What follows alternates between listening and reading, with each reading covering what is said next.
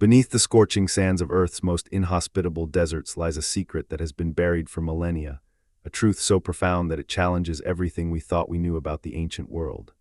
The vast, lifeless expanses of the Sahara, the brutal heat of the Sinai Peninsula, the desolate plains of Mesopotamia, these are not eternal wastelands, but rather the weathered tombs of civilizations that once flourished in landscapes we would scarcely recognize today. Where today we see endless dunes and barren rock, there once flowed rivers teeming with life, forests that stretched to the horizon, and cities whose technological sophistication rivaled anything the modern world might have imagined possible for their time. The story of these lost worlds is not simply an academic curiosity, it is a testament to the incredible adaptability and ingenuity of our ancestors, and a sobering reminder of how dramatically our planet can transform over the course of human history. Modern archaeological techniques, from satellite imagery to genetic analysis, from ground-penetrating radar to isotope studies, are now pulling back the veil on these vanished paradises, revealing a picture of the ancient world that is far more complex, far more advanced, and far more interconnected than we ever suspected. These discoveries force us to reconsider the very nature of human civilization. We have long operated under the assumption that progress moves in a more or less linear fashion, that each generation builds upon the achievements of the last, steadily advancing toward greater complexity and capability. But the evidence emerging from beneath the desert sands tells a different story entirely. It speaks of civilizations that rose to remarkable heights, that mastered their environments through engineering feats that would challenge modern expertise, that developed social structures and administrative systems of stunning sophistication, only to see their worlds literally transform around them as the climate shifted and the life-giving waters that sustained them slowly, inexorably disappeared. The Mesopotamian desert, the Sahara, the Sinai, these regions represent some of the most extreme environments on Earth. Surface temperatures can exceed 130 degrees Fahrenheit. Rainfall, when it comes at all, is measured in mere inches per year. The landscape appears utterly hostile to human habitation, let alone to the development of complex urban societies. And yet this is precisely where some of humanity's greatest civilizations emerged, flourished, and ultimately faced their greatest challenges. The transformation of these regions from fertile, populated landscapes to the arid deserts we know today is not a simple story of environmental determinism. Rather, it is a complex interplay of natural climate cycles, human activity, technological adaptation, and ultimately, the limits of sustainability.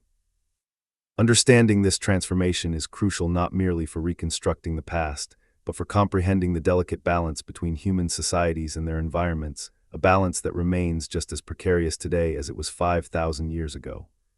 Let us begin our journey in the cradle of civilization itself, in the land between two rivers, where the very concept of urban life first took root in the human imagination. Mesopotamia, the land that would give birth to writing, to law, to organized religion, to mathematics and astronomy, to literature and epic poetry. But before there were the great empires of Akkad and Babylon, before the mighty ziggurats rose toward the heavens, there was Eridu. Eridu holds a place of almost mythical significance in the annals of human civilization. According to Sumerian tradition, Eridu was the first city ever created, the place where kingship descended from heaven, the original seat of divine authority on earth. For millennia, scholars treated these claims as purely mythological, the kind of origin story that every culture creates to explain its own beginnings. But as archaeologists began to systematically excavate the site in the 20th century, they discovered something remarkable. The Sumerians, it seemed, were not engaging in mere myth-making. Eridu truly was one of the oldest, if not the oldest, urban settlement in human history. The city's foundation dates to approximately 5,400 years before the Common Era, a time so remote that it predates the invention of writing by more than 1,000 years. To put this in perspective, Eridu was already ancient when the pyramids of Egypt were built. It had been a thriving urban center for over 2,000 years before the first pharaoh united Upper and Lower Egypt. The longevity of Eridu is itself a testament to the success of its founding population in creating a sustainable urban model in what would eventually become one of the most challenging environments on Earth. What the excavations at Eridu revealed was nothing short of extraordinary. The settlement was not a crude village or a simple farming community, but a carefully planned urban center built around a sophisticated understanding of water management. The early inhabitants of Eridu faced a fundamental challenge. The region received minimal rainfall, and what precipitation did fall came in brief, intense bursts that were as likely to cause destructive flooding as to provide usable water for agriculture. The twin rivers of Mesopotamia, the Tigris and Euphrates, were unpredictable in their flooding patterns, unlike the reliable, calendar-like inundations of the Nile. Successful agriculture in this environment required not just hard work, but systematic planning and large-scale engineering. The solution the people of Eridu developed was revolutionary. They created an extensive network of irrigation canals that channeled water from the Euphrates River to their fields, allowing them to grow crops in an otherwise marginal environment. But the true genius of the system lay not in its basic concept. Irrigation had been practiced on a small scale for millennia, but in its scope and sophistication. Archaeological surveys have revealed that the region around Eridu was crisscrossed by over 4,000 individual irrigation canals, a network so extensive that it would have required centralized planning, coordinated labor, and systematic maintenance to function. Think about what the creation of such a system implies. 4,000 canals cannot be dug haphazardly by individual farmers working their own plots. Such a network requires surveyors who can measure elevation and grade to ensure water flows in the desired direction. It requires administrators who can organize labor crews, presumably drawn from the general population during agricultural off-seasons. It requires a system of law or custom that determines water rights, that settles disputes between upstream and downstream users, that ensures the fair distribution of this most precious resource. It requires, in short, all the apparatus of complex civilization: government, bureaucracy, law, engineering, mathematics. The irrigation network of Eridu and the surrounding region was not simply a collection of ditches. The canals were carefully engineered structures, with walls reinforced by woven reeds and mud brick, with gates and locks to control water flow, with subsidiary channels that branched off from main arteries to deliver water to specific field systems.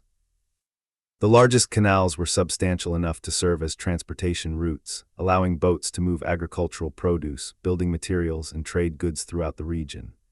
In effect, the early Mesopotamians created an entirely artificial landscape, transforming a marginal environment into one of the most productive agricultural regions in the ancient world.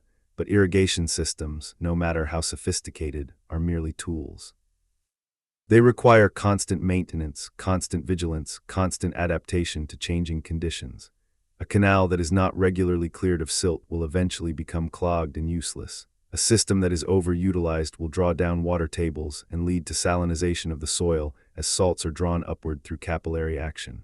A drought year can leave even the most extensive canal network running dry. The maintenance of Eridu's irrigation system would have required a substantial portion of the city's productive labor every year without fail. This brings us to one of the most important revelations from the archaeological work at Eridu and similar Mesopotamian sites. The development of agriculture and irrigation did not free people from labor, it intensified it. A hunter-gatherer might work hard during certain seasons, but also enjoyed considerable leisure time. An early farmer tied to an irrigation-dependent agricultural system had to work constantly, planting, tending, harvesting, and then maintaining the very infrastructure that made farming possible in the first place. The development of complex civilization came at a cost, paid in human labor and sweat. Yet clearly, the people of Eridu found the trade-off worthwhile. The city grew steadily over the centuries, its population swelling as the success of its agricultural system attracted settlers from the surrounding regions. The archaeological layers at Eridu show continuous occupation and development over more than 3,000 years, a span of time that dwarfs the entire history of most modern nations. During this immense period, the city went through numerous phases of growth and reconstruction, with temples being built, demolished, and rebuilt on ever larger scales, each new structure erected atop the ruins of its predecessor in a pattern that would create the characteristic tells, or settlement mounds, that dot the Mesopotamian landscape. The religious structures at Eridu are particularly revealing. The city was dedicated to Enki, the Sumerian god of water, wisdom, and magic, a choice that makes perfect sense for a settlement whose entire existence depended on the successful management of water resources. The temples to Enki were not modest shrines but substantial buildings that dominated the urban landscape, visible from miles away across the flat Mesopotamian plain.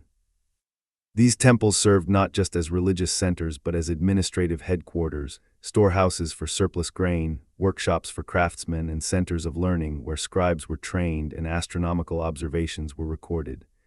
The temple complex at Eridu, like those at other Sumerian cities, was surrounded by extensive storage facilities. Here, the surplus grain produced by the irrigation-fed agriculture was collected, recorded by scribes on clay tablets, and then redistributed to support non-agricultural specialists, the priests, the craftsmen, the soldiers, the administrators who made urban civilization possible. This system of surplus collection and redistribution is, in essence, the foundation of all complex societies. Without the ability to produce more food than is needed for immediate consumption, there can be no specialization of labor, no class of people freed from the necessity of growing their own food, and thus able to develop specialized skills in other areas. As Eridu and other Sumerian cities grew in size and complexity, they began to interact with one another, sometimes peacefully through trade and sometimes violently through warfare. The period from roughly 3,500 to 2,300 years before the Common Era saw the development of a distinctly Sumerian civilization across southern Mesopotamia, with numerous city-states, Uruk, Lagash, Nippur, each controlling its surrounding agricultural hinterland and competing with its neighbors for resources and prestige. This competition drove innovation in numerous fields. Warfare required better weapons and armor, better fortifications, better strategies and tactics. Administration of increasingly large populations required better record-keeping, which led to the development of ever more sophisticated writing systems. The need to predict the flooding of the rivers and to plan agricultural activities led to advances in astronomy and the development of mathematical systems. The accumulation of wealth led to the development of luxury crafts, fine metalwork in gold and silver, elaborate jewelry, intricate carvings in precious stones, all requiring specialized knowledge and skills. But it was during the Akkadian period that we see perhaps the fullest flowering of Mesopotamian administrative sophistication. Around 2,300 years before the Common Era, a Semitic-speaking ruler named Sargon conquered the Sumerian city-states and created the world's first territorial empire, stretching from the Persian Gulf to the Mediterranean Sea. The Akkadian Empire represented a new model of political organization, not a loose confederation of independent cities sharing a common culture, but a centralized state with a single ruler claiming authority over vast territories and diverse populations. The administrative challenge this presented was immense. How does one govern an empire that spans hundreds of miles, that encompasses dozens of formerly independent cities, that includes populations speaking different languages and following different customs? The Akkadian solution was to create an extensive bureaucracy, a class of professional administrators who could manage the day-to-day business of empire on behalf of the central authority. These administrators were literate, trained in specialized schools to read and write the cuneiform script that had been adapted from Sumerian to write the Akkadian language. They kept meticulous records of everything: tax receipts, labor obligations, legal disputes, trade transactions, military requisitions, religious offerings. The tablets recovered from Eridu and other Mesopotamian sites from this period give us an extraordinarily detailed picture of how this administrative system functioned.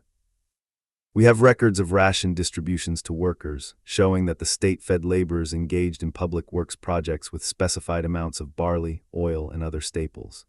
We have records of textile production, showing how many garments were produced by which workers and how they were distributed. We have land records showing ownership and taxation. We have legal documents recording contracts, marriages, adoptions, and sales. We have correspondence between officials discussing administrative problems and their solutions. These tablets reveal a society of remarkable complexity. The Akkadian Empire was not a simple despotism where a single ruler made all decisions. Instead, it was a sophisticated state with multiple layers of administration, with checks and balances, with appeals processes for legal disputes, with accounting systems designed to prevent fraud and embezzlement. Officials were held accountable for the resources under their control. Scribes had to balance their accounts, showing that grain distributed to workers matched grain received from the harvests minus grain paid in taxes to higher authorities.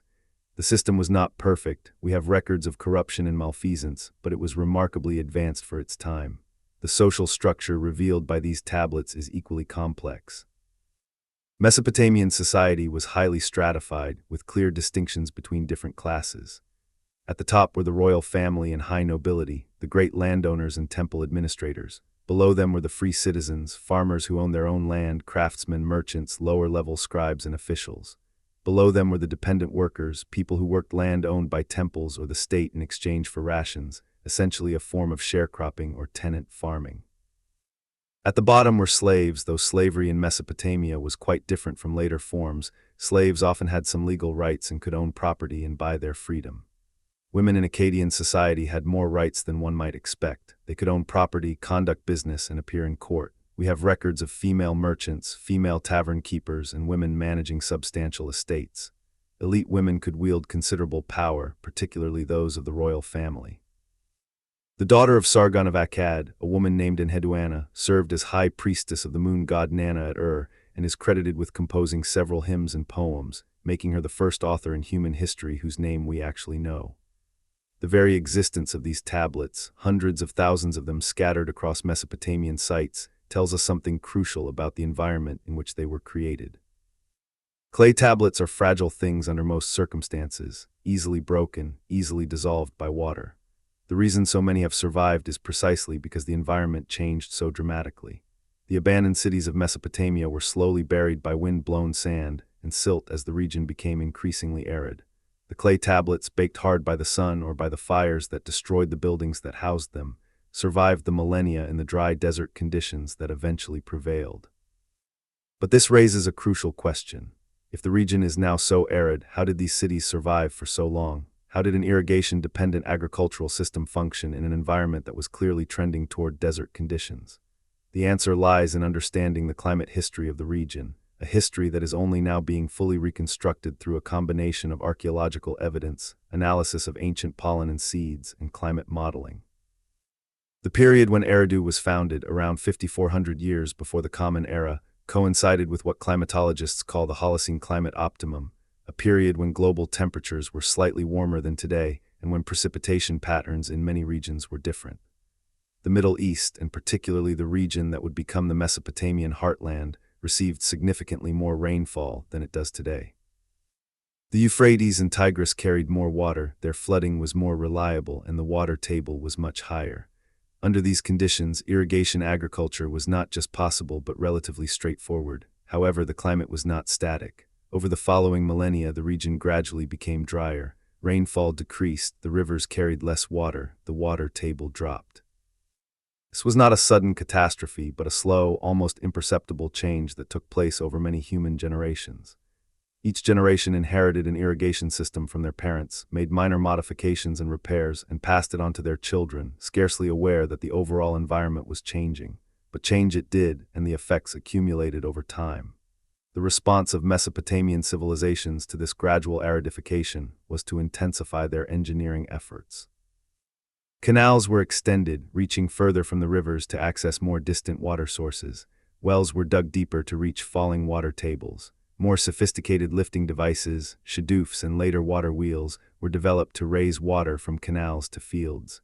Storage reservoirs were constructed to hold water from the seasonal floods for use during dry months. In effect, the Mesopotamians were in an arms race with their changing environment, constantly innovating to maintain their agricultural productivity in the face of increasing aridity. For a long time, this strategy worked. The archaeological record shows that Mesopotamian cities continued to thrive and grow even as the climate became less favorable. In fact, some of the greatest achievements of Mesopotamian civilization, the law codes of Hammurabi, the hanging gardens of Babylon, the astronomical observations of the Chaldeans, came relatively late, during periods when the region was already significantly drier than it had been during the earliest phases of urbanization. Human ingenuity and determination were, for millennia, more than a match for environmental challenges, but there were limits. The same irrigation systems that made Mesopotamian agriculture possible also contained the seeds of their own destruction. Irrigation in an arid environment inevitably leads to salinization. Water from rivers contains small amounts of dissolved salts. In a region with adequate rainfall, these salts are flushed deep into the soil and eventually carried away by groundwater. But in an irrigated arid region, water evaporates from the soil surface, leaving the salts behind. Over time, these salts accumulate, eventually reaching concentrations that are toxic to most crop plants. The Mesopotamians were aware of this problem. Agricultural texts from the period discuss the appearance of white crusts on the soil surface, the telltale sign of salinization, and recommend various remedies. Fields could be fallowed, allowed to rest, while whatever rain did fall slowly leached some of the salt away. Crop choices could be adjusted, switching from salt-sensitive wheat to more salt-tolerant barley as salinization progressed. But these were stopgap measures, not permanent solutions. The fundamental problem was the combination of irrigation and aridity, and as long as both persisted, salinization was inevitable. We can track the progress of salinization through the archaeological record. Early Mesopotamian agriculture relied heavily on wheat, which produces excellent bread flour but is quite sensitive to soil salinity. Over time, the proportion of wheat declined while barley, which is more salt-tolerant but makes inferior bread, became increasingly dominant. By the later periods of Mesopotamian history, wheat had almost entirely disappeared from the agricultural repertoire, and barley was overwhelmingly dominant. This was not a choice based on preference but on necessity, driven by the inexorable increase in soil salinity. Eventually, even barley production began to decline. Yields per acre dropped steadily over the centuries. More and more land had to be taken out of production entirely, too salty to support even the most tolerant crops. The population that could be supported by Mesopotamian agriculture began to decline. Cities that had thrived for thousands of years were slowly abandoned as their agricultural base eroded. The center of Mesopotamian civilization shifted northward, toward regions that received more rainfall and where irrigation-induced salinization was less severe. The story of Eridu encapsulates this broader pattern. The city reached its peak during the Sumerian and Akkadian periods, when it was a major urban center with a population in the tens of thousands. But during the second millennium before the Common Era, Eridu began a long, slow decline. The canals that had once brought life-giving water to its fields silted up and were not fully maintained. The surrounding countryside became increasingly barren as salinization took its toll. The population dwindled, and eventually the city was abandoned entirely, its buildings left to crumble, its temples to fall into ruin, its vast network of canals to be buried beneath advancing sand dunes. The desert was reclaiming land that humans had for a time made productive, but it was not simply a return to a previous natural state. The landscape that emerged was different from what had existed before human intervention. The ancient canals, though abandoned and filled with sand, still shaped drainage patterns. The ruins of buildings created artificial hills that altered local topography. The changes wrought by millennia of intensive agriculture had permanent effects on soil chemistry and structure. In a very real sense, the desert that buried Eridu was a human creation as much as a natural one, the unintended consequence of thousands of years of irrigation agriculture in an increasingly arid environment. Yet to focus solely on the eventual abandonment of Eridu and similar sites would be to miss the larger point. For more than 3,000 years, the people of this region created and sustained one of the world's great civilizations. They invented writing and literature, law and administration, mathematics and astronomy. They built cities that housed tens of thousands of people in an environment that today struggles to support scattered villages. They created art of enduring beauty and sophistication. They developed philosophical and religious ideas that continue to influence human thought. This is not a story of failure, but of remarkable, if ultimately limited, success. The question of whether human activity, particularly deforestation and overgrazing, accelerated the desertification of Mesopotamia has been a subject of considerable scholarly debate. There is no doubt that the region's forests, which in earlier periods had been extensive enough to provide timber for substantial building projects, were largely depleted by the later periods of Mesopotamian history. We have records of Mesopotamian rulers importing cedar from Lebanon and other distant sources because local timber was unavailable. The loss of forest cover would have had multiple effects: increased soil erosion, changes in local precipitation patterns, loss of windbreaks that had protected agricultural fields from the desiccating effects of hot desert winds.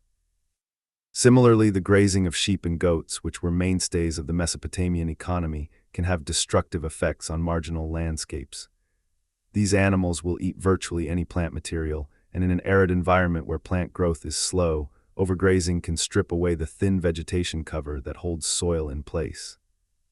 Once the vegetation is gone, wind and water erosion can remove the topsoil itself, leaving bare rock or shifting sand, creating desert conditions that persist even if grazing pressure is subsequently reduced. The honest answer is that we cannot fully separate natural climate change from human-induced environmental degradation in the Mesopotamian case. Both factors were clearly at work, and they reinforced each other in complex ways. A naturally drying climate made the landscape more vulnerable to damage from human activities. Damage from overgrazing and deforestation, made it harder for the ecosystem to cope with decreased rainfall. The irrigation systems that allowed civilization to persist in the face of increasing aridity also caused salinization that ultimately undermined agricultural productivity. It was a complex, multi-causal process, and attempts to assign blame to any single factor are probably misguided. What we can say with certainty is that the transformation of Mesopotamia from a relatively green and productive landscape to the arid desert we see today was neither instant nor inevitable. It was a process that unfolded over thousands of years, a process in which human actions and natural climate variations interacted in ways that the people of the time could not fully understand and ultimately could not control. The lesson, if there is one, is not that civilization is doomed or that human efforts to shape the environment are futile, but rather that sustainability is difficult, that the consequences of our actions can take generations to fully manifest, and that even the most sophisticated civilizations can find themselves locked into patterns of resource use that are ultimately unsustainable. Let us now turn our attention westward to the stark and forbidding landscape of the Sinai Peninsula, a wedge of barren rock and sand that serves as a land bridge between Africa and Asia. Today, the Sinai is one of the most inhospitable environments on Earth. Much of the peninsula receives less than 2 inches of rain per year. Summer temperatures routinely exceed 110 degrees Fahrenheit. The landscape is dominated by rugged mountains, barren plateaus, and vast expanses of sand. Water sources are few and far between, mostly confined to small oases and seasonal wadis that flow only during rare rainstorms. It is a landscape that seems utterly inimical to human habitation, let alone to the development of cities and the infrastructure of civilization.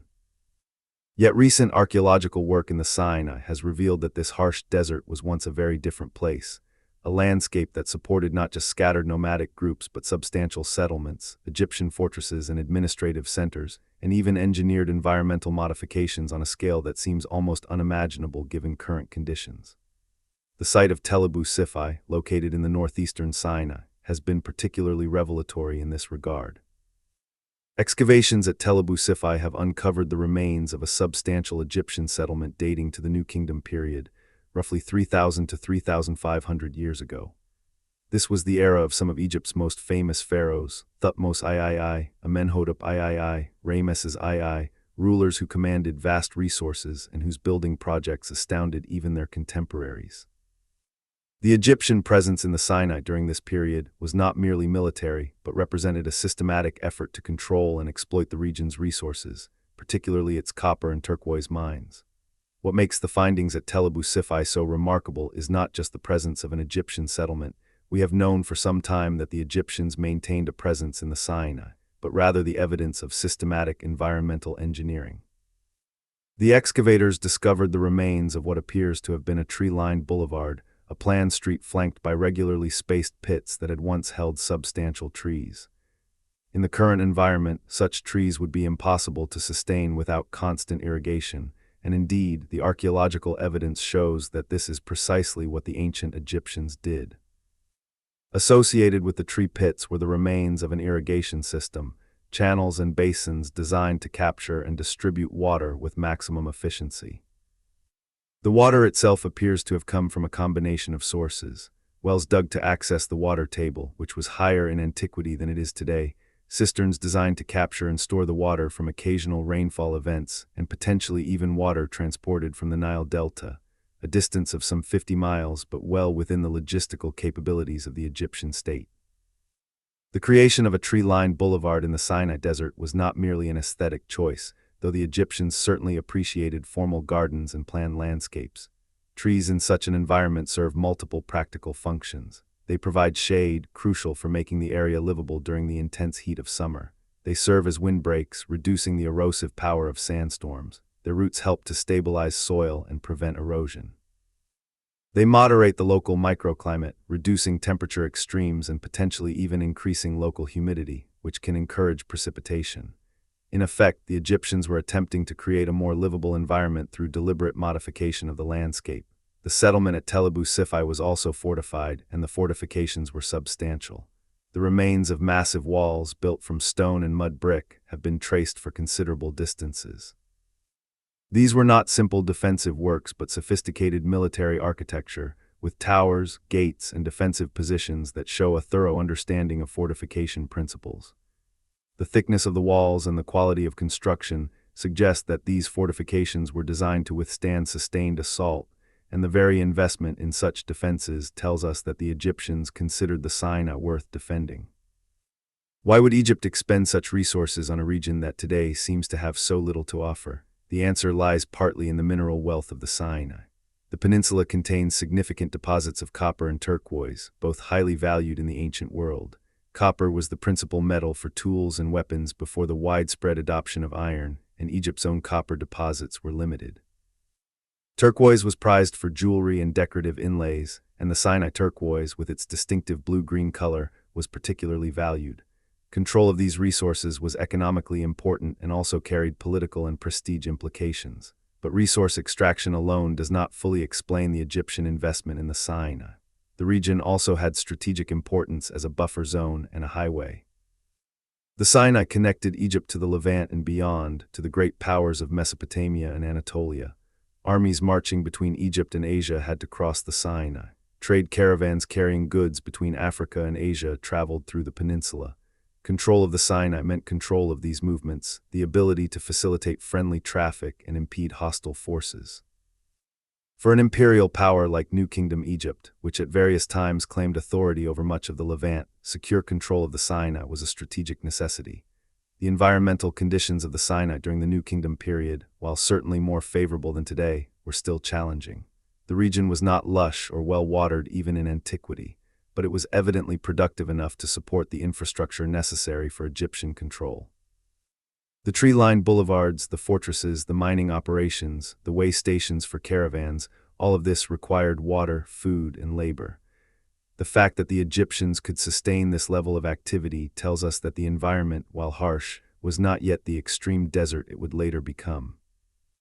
Climate studies based on a variety of proxy data, pollen cores, sediment analysis, speleothem growth rates in caves, suggest that the eastern Mediterranean region, including the Sinai, experienced a general trend toward increasing aridity from the end of the Bronze Age onward. This process was not smooth or uniform. There were periods of relative moisture and periods of exceptional drought, but the overall trend was toward drier conditions, particularly after about 3,000 years ago.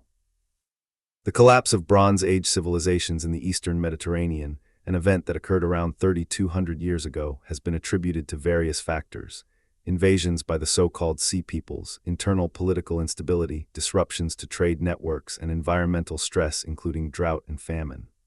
The Sinai, being a marginal environment even in good times, would have been particularly vulnerable to any climatic downturn. As conditions became drier, the Egyptian settlements in the region would have become increasingly difficult to sustain. The archaeological record shows that Egyptian activity in the Sinai declined dramatically after the New Kingdom period. The fortresses were abandoned, the mines were closed or greatly reduced in operation, the tree-lined boulevards were left without maintenance, and the trees died, unable to survive without continued irrigation. The infrastructure of Egyptian control gradually crumbled, and the region largely reverted to nomadic pastoralism, the only lifestyle that could be sustained in the increasingly arid environment. But the Egyptian engineering efforts in the Sinai left a lasting mark on our understanding of ancient capabilities. The very fact that the Egyptians attempted to create artificially green spaces in the desert, and succeeded for several centuries, demonstrates a level of environmental ambition and technical capability that we might not have credited to ancient civilizations. They were not simply adapting to their environment, but actively working to transform it, to bend it to their purposes through the systematic application of engineering principles. This pattern of environmental engineering was not unique to the Sinai. Similar efforts can be seen throughout the Egyptian sphere of influence. In the western desert of Egypt, a region even more arid than the Sinai, the Egyptians developed oases through sophisticated water management. They dug deep wells to access fossil aquifers, water laid down during earlier, wetter periods and trapped in underground rock layers. They developed canal systems, underground channels that transported water from higher elevations to lower areas while minimizing losses to evaporation. They created carefully managed agricultural systems that maximized the productivity of limited water resources. The Egyptians' success in these marginal environments was based on several factors. First, they had a strong centralized state capable of mobilizing and directing large-scale labor forces. The construction of irrigation systems, fortresses, and other infrastructure required the coordinated effort of thousands of workers, and only a powerful state could organize and sustain such efforts. Second, they had accumulated knowledge and experience over centuries. Egyptian engineering, whether for pyramids, temples, canals, or fortifications, was based on empirical knowledge passed down from master to apprentice over many generations. Third, they had access to the enormous resources of the Nile Valley, one of the most productive agricultural regions in the world, which could support the surplus population and production necessary to undertake ambitious projects in marginal regions. Yet even the mighty Egyptian state had its limits. The environmental challenges posed by increasing aridity in regions like the Sinai eventually exceeded even Egypt's considerable capabilities. The cost of maintaining settlements and infrastructure in increasingly hostile environments grew while the benefits declined. At some point, the calculation shifted, and it no longer made sense to invest resources in regions that could no longer be made productive. The withdrawal from the Sinai was not a sudden collapse but a gradual retrenchment, a rational response to changing environmental and economic realities. The story of Egyptian activity in the Sinai offers a fascinating counterpoint to the Mesopotamian experience.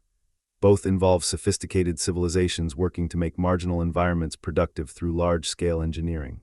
Both experienced increasing environmental stress as the climate became drier, but the outcomes were different. Mesopotamia saw a gradual decline of cities and agricultural productivity within its core heartland as salinization took its toll.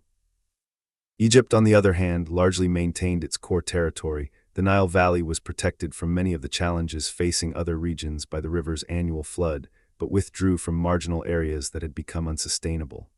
This difference reflects the underlying environmental realities of the two regions. The Nile flood, unlike Mesopotamian rivers, was remarkably reliable and predictable. It came at the same time each year, rose to predictable heights, and deposited fresh silt that both fertilized the fields and flushed away accumulated salts, preventing the salinization that plagued Mesopotamia. As long as the Nile continued to flood, Egyptian agriculture could continue. The marginal regions, the desert oases, the Sinai, the Nubian frontier, these could be abandoned without threatening the core of Egyptian civilization. Mesopotamia had no such safety valve. The entire civilizational complex was based on irrigation agriculture in a region trending toward increased aridity and suffering from progressive salinization.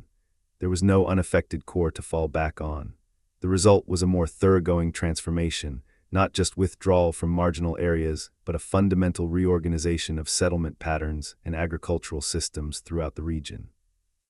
Yet in both cases, we see human societies locked in a long-term struggle with their environments, a struggle in which they demonstrated remarkable ingenuity and determination, but ultimately could not fully overcome the constraints imposed by climate and geography. The tree-lined boulevards of the Sinai, like the canals of Eridu, stand as testaments to both human ambition and human limitations, monuments to what we can achieve and reminders of the constraints within which we must operate. Now let us shift our focus to an even more dramatic transformation, the conversion of the world's largest hot desert, the Sahara, from a relatively lush and habitable landscape to the vast sea of sand and rock we know today. The Sahara, as we currently understand it, an immense barrier separating Mediterranean Africa from sub-Saharan Africa, a region of extreme aridity hostile to virtually all forms of life beyond the most specialized desert adaptations. This Sahara is a relatively recent phenomenon in geological terms. For much of the period when modern humans were spreading across the globe, the Sahara looked very different. The evidence for a Green Sahara comes from multiple, converging lines of inquiry. Perhaps the most visually striking evidence consists of the rock art scattered across the Sahara, thousands of paintings and engravings found in places that today receive essentially no rainfall and support virtually no life. These artworks depict a world that seems almost fantastical given current conditions. We see images of giraffes, elephants, rhinoceroses, hippopotamuses, crocodiles, all animals that require substantial water and vegetation to survive. We see depictions of cattle herding, of people fishing from boats, of lush landscapes with trees and grasses. These are not abstract or symbolic images, but detailed, naturalistic representations of the world the artists actually inhabited. The rock art can be dated through several methods. Direct dating of the pigments used in paintings is possible in some cases through radiocarbon analysis, though this requires organic materials in the paint itself. More commonly, the art is dated through association with archaeological deposits at the sites, through analysis of the weathering and patina on the rock's surface, and through stylistic comparisons with dated art from other regions. Through these various methods, researchers have established that much of the Saharan rock art dates to a period between about 9,000 and 4,000 years ago, with some earlier and some later examples as well. This period, known to archaeologists and climatologists as the African Humid Period or the Neolithic Subpluvial, was characterized by significantly increased precipitation across much of North Africa. The mechanisms driving this increased precipitation are reasonably well understood. They relate to changes in Earth's orbital parameters, specifically the precession of the equinoxes and changes in the tilt of Earth's axis that affected the strength and position of the African monsoon system. During the African Humid Period, the monsoons penetrated much further north than they do today, bringing summer rainfall to regions that are now hyper-arid. The effects of this increased precipitation were transformative. Regions that today are barren deserts supported extensive grasslands and scattered woodlands. A network of rivers and lakes developed, some quite large, fed by the increased rainfall. The most dramatic of these was Lake Mega-Chad, a paleo lake that at its maximum extent covered an area larger than the Caspian Sea, making it one of the largest lakes on Earth. The ancient shorelines of Lake Mega-Chad can still be traced today, far from the shrunken remnant of Lake Chad that currently exists. These lakes and rivers supported rich ecosystems. The fossil record shows the presence of fish species that today are found only in sub-Saharan river systems, evidence that these waterways were once connected to the Niger and other major rivers, creating a vast network of aquatic habitats across what is now desert. The bones of hippos and crocodiles have been found in locations that today receive essentially no rainfall. Fossilized root systems and pollen deposits show that substantial vegetation, including woodland species, extended across regions that are now pure sand dunes. Into this relatively hospitable landscape moved human populations. The archaeological record shows a significant increase in human presence across the Sahara during the African Humid Period. These were not simple nomadic hunter-gatherers, though hunting and gathering remained important, but increasingly sophisticated societies that developed pottery, engaged in cattle pastoralism, and in some areas practiced early forms of agriculture. The rock art sites themselves were clearly important locations, places where people gathered repeatedly over long periods, perhaps for ceremonies or social gatherings, leaving behind not just their art but also stone tools, pottery fragments, and other archaeological materials. Among the most remarkable discoveries relating to this period are the naturally preserved human remains found in various Saharan locations. The most famous of these is the Tadrart Akakis mummy, discovered in what is now southwestern Libya. This individual, who lived approximately 7,000 years ago, was naturally mummified by the dry conditions that developed after their death. The preservation is remarkable, with soft tissues, hair, and even internal organs surviving in recognizable form. Modern analytical techniques have allowed researchers to extract an extraordinary amount of information from such remains. DNA analysis has revealed genetic information about these ancient Saharan populations, showing their relationships to other African groups and to populations in the Middle East and Europe. Isotope analysis of bones and teeth can reveal information about diet, showing what foods these people ate and even where they spent different parts of their lives. Pollen grains preserved in the digestive systems can tell us about the plant life in the region. Parasites and disease markers can inform us about health and living conditions. The genetic evidence from Saharan mummies and skeletal remains has been particularly illuminating. The analyses suggest that the populations living in the Green Sahara were quite diverse, reflecting multiple migration streams into the region from various directions. There were clear genetic connections to both sub-Saharan African populations and to Mediterranean and Middle Eastern groups, reflecting the Sahara's role during this period not as a barrier, but as a crossroads where different populations could interact.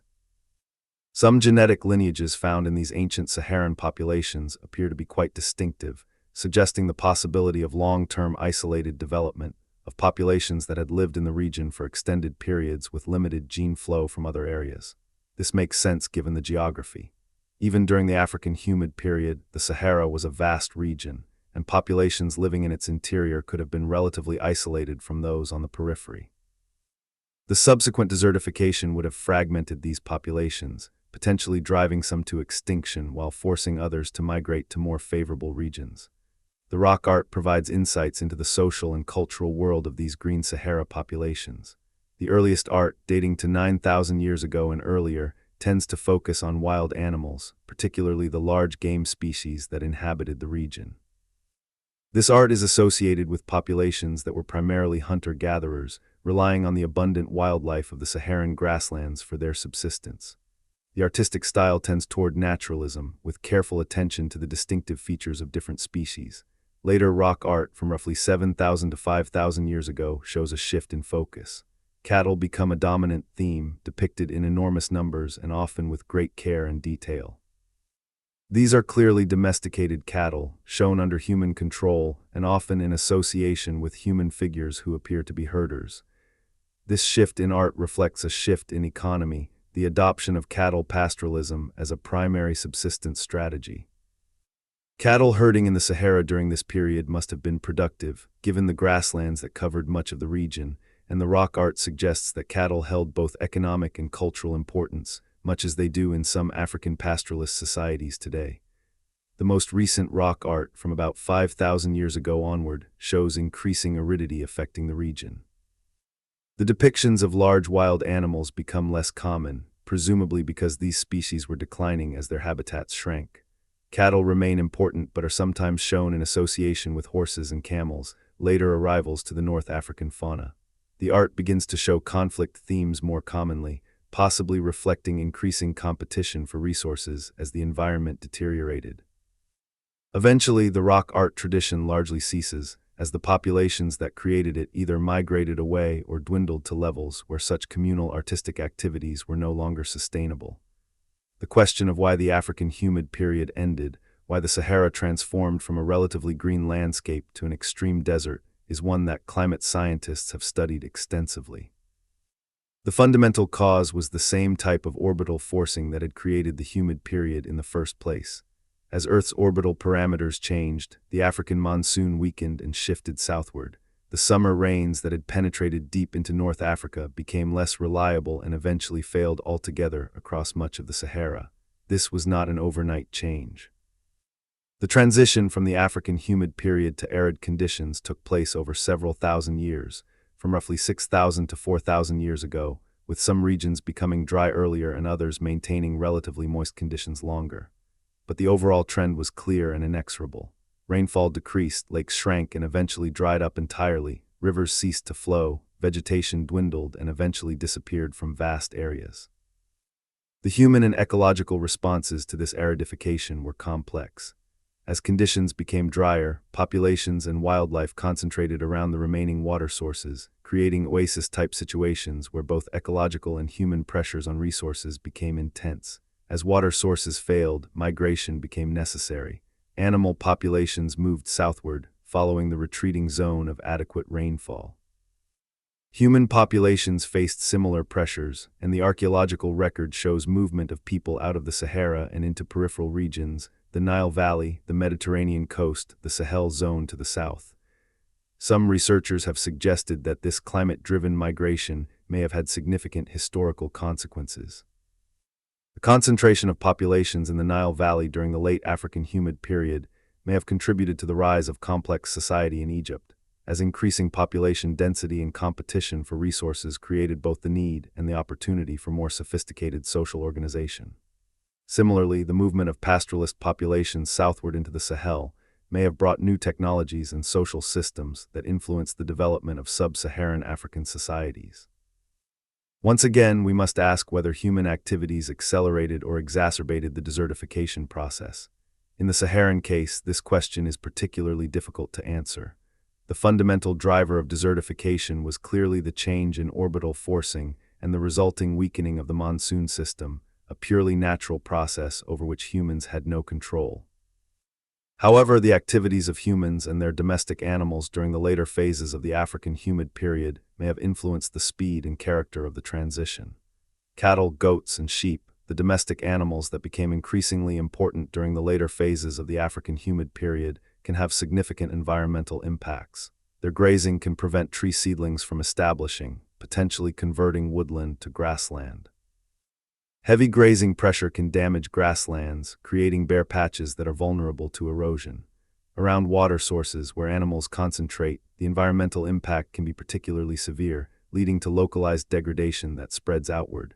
Some climate models suggest that vegetation changes can influence regional climate through feedback effects.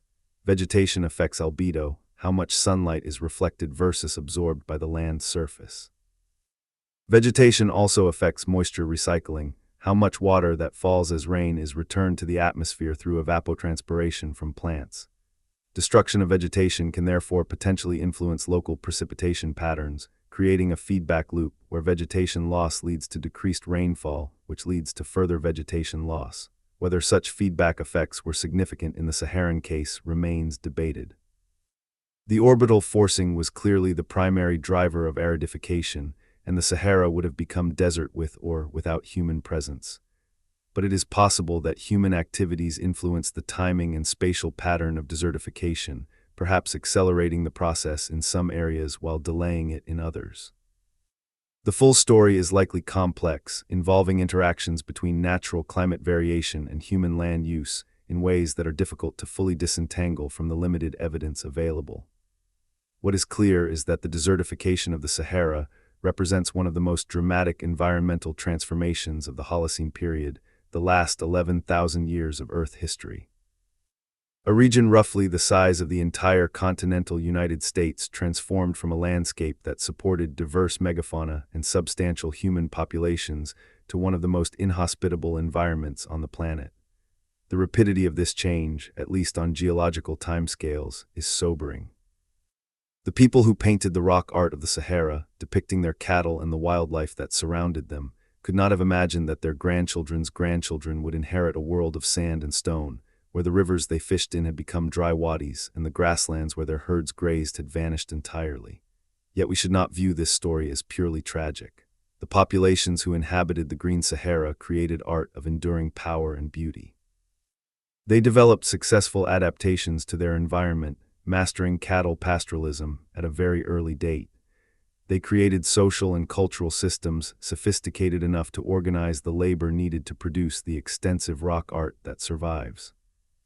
When their environment changed beyond the point where their lifestyle could be sustained, they adapted, migrating to new regions and bringing their skills, knowledge, and cultural traditions with them, influencing the development of societies across a wide swath of Africa and possibly beyond.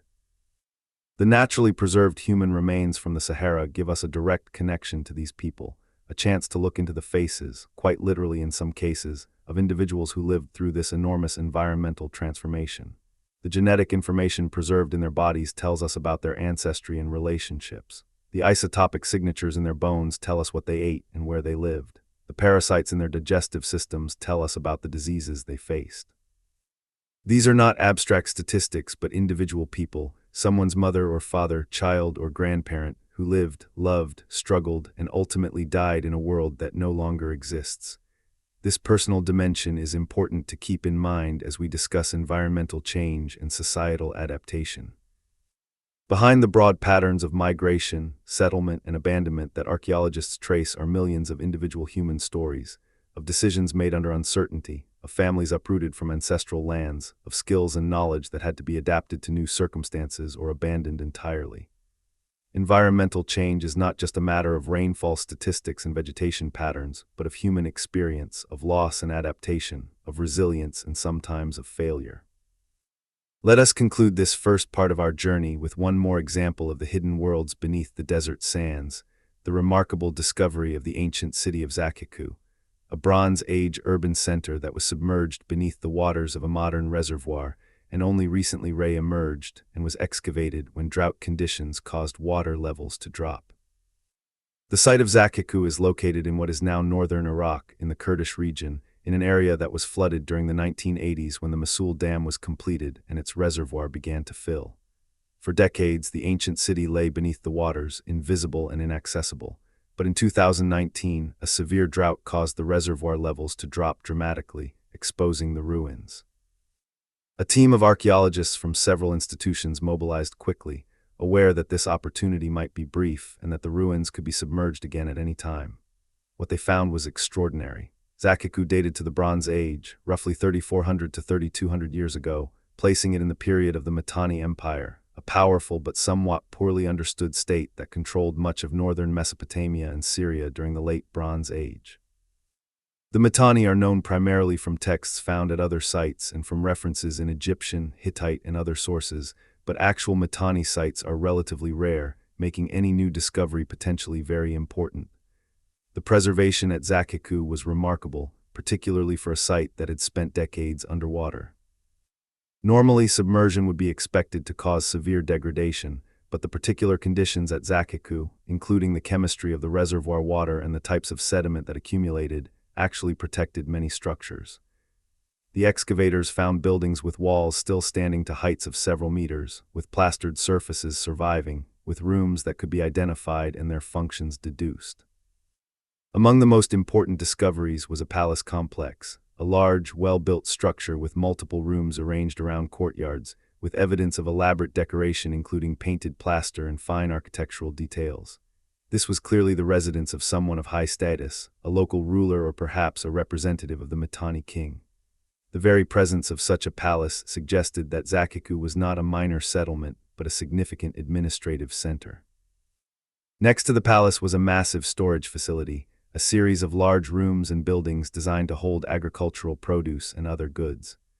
The scale of the storage facilities indicated that Zakiku was a collection point for surplus produce from the surrounding agricultural region, which would have been stored here before being redistributed to support non-agricultural workers or transported elsewhere. This pattern is familiar from other ancient Mesopotamian sites and reflects the centralized economic system that characterized Bronze Age states. The excavators also found a cuneiform tablet archive, a collection of clay tablets bearing texts in the Akkadian language using cuneiform script. These tablets are still being studied and translated, but initial reports suggest they include administrative records, legal documents, and letters, exactly the kinds of materials we would expect from a provincial administrative center. These texts will provide invaluable information about how the Mitanni Empire functioned, about local administration, about economic activities, about social relationships. The location of Zakiku is significant. It sits in the northern part of Mesopotamia, in a zone that received more rainfall than the southern regions and where agriculture was less dependent on irrigation. This made the area more resistant to some of the environmental stresses that affected southern Mesopotamia, particularly the salinization problem that we discussed earlier. However, the region was still subject to periodic droughts, and water management remained important. Archaeological surveys around Zakiku, conducted during the brief window before the site was re-submerged, revealed evidence of a sophisticated water management system. There were canals to bring water from nearby rivers, reservoirs to store water, and what appeared to be distribution systems to carry water to fields. The scale was not as massive as in southern Mesopotamian sites, reflecting the greater availability of rainfall, but it was still substantial and would have required coordinated planning and maintenance. The brief re-emergence and excavation of Zakiku highlights both the opportunities and challenges facing archaeology in the 21st century. On one hand, modern techniques allow us to extract far more information from sites than was possible in the past.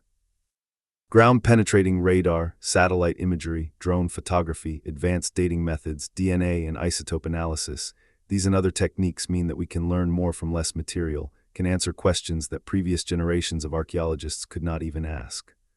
On the other hand, many archaeological sites are threatened by modern development, by reservoir construction, by agricultural expansion, by urban growth. The construction of the Mosul Dam submerged many archaeological sites, of which Zakiku was only one. Most will never be excavated, their information lost forever beneath the waters. Similar stories could be told about dam projects around the world, about highway construction, about urban expansion, all of which destroy archaeological sites at a rate that far exceeds our ability to excavate and study them. Climate change adds another layer of complexity. Drought conditions that exposed Zakiku are expected to become more common and more severe in many regions. This may expose other previously submerged or buried sites, creating opportunities for discovery, but it also threatens sites through erosion and degradation. The melting of glaciers and ice patches is revealing archaeological materials preserved in ice for thousands of years, but the same melting that reveals these materials also threatens them. as organic materials that have been frozen for millennia decay rapidly once exposed to air and warmth. There is a certain irony in the fact that climate change, itself partly a consequence of human activity, is simultaneously revealing evidence of past climate changes and their effects on previous civilizations, while also threatening to destroy that evidence before it can be properly studied. We are in a race against time to document and understand these sites before they are lost, a race that requires not just scientific expertise but also resources, political will, and international cooperation. The discoveries we have discussed in this first part of our exploration, from the canals of Eridu to the tree-lined boulevards of the Sinai, from the rock art of the Sahara to the palace of Zakiku, represent only a small fraction of what lies hidden beneath the desert sands. There are countless sites yet to be discovered, countless stories yet to be told. Each new discovery adds to our understanding of how humans have adapted to changing environments, of the sophistication and limitations of ancient technologies, of the complex interactions between natural and human-caused environmental changes. These are not just abstract academic questions. Understanding how past civilizations responded to environmental challenges, what strategies succeeded and which failed, what allowed some societies to adapt while others collapsed, this understanding is directly relevant to our own situation. We too face environmental changes, arguably more rapid and more severe than anything experienced by the ancient Mesopotamians or the people of the Green Sahara. We too must figure out how to sustain large populations in environments that are changing in ways that challenge our existing systems of resource management. The message from the archaeological record is complex, neither purely optimistic nor purely pessimistic. On one hand, we see remarkable human ingenuity and resilience, the ability to create thriving civilizations in challenging environments, to adapt to changing conditions, to overcome seemingly insurmountable obstacles through technology and social organization. The 4,000 canals of Eridu, the fortified oases of the Sinai, the rock art of the Sahara, all testify to human creativity and determination. On the other hand, we see limits to that adaptability. We see civilizations that, despite their sophistication, could not overcome the combination of environmental stress and the unintended consequences of their own success. We see the slow creep of salinization destroying the agricultural base of Mesopotamian cities, the advancing desert forcing the abandonment of Saharan rock art sites, the changing cost-benefit calculations that led Egypt to withdraw from marginal territories. We see that even the most determined efforts at environmental engineering can fail when the environmental changes are severe enough or when the engineering itself creates new problems. Perhaps the most important lesson is that sustainability is not a simple matter of technological capability. The Mesopotamians had sophisticated irrigation technology, the Egyptians were master engineers, but technology alone was not enough. Sustainability requires understanding the long-term consequences of our actions, managing resources in ways that can be continued indefinitely, maintaining the flexibility to adapt when conditions change, and sometimes accepting that certain strategies, no matter how successful in the short term, cannot be sustained in the long term. It also requires humility, a recognition that there are limits to our ability to control and manipulate the environment, that natural systems have their own dynamics that operate on scales beyond human planning horizons, that actions taken with the best intentions can have unforeseen consequences that manifest only after generations. The people who first began intensive irrigation in Mesopotamia could not have foreseen that they were setting in motion a process that would eventually undermine the very agricultural productivity they were trying to enhance. The herders of the late Green Sahara could not have known that the monsoon system they depended on was about to shift in ways that would make their lifestyle impossible. As we continue our exploration in the second part of this documentary, we will delve deeper into these themes, examining more examples of lost worlds beneath the sands, exploring the latest archaeological techniques that are revealing these hidden histories, and considering what these stories from the past can teach us about our own relationship with the environment. The deserts have preserved these stories for us, written in stone and clay, in bone and DNA, in the very shape of the landscape.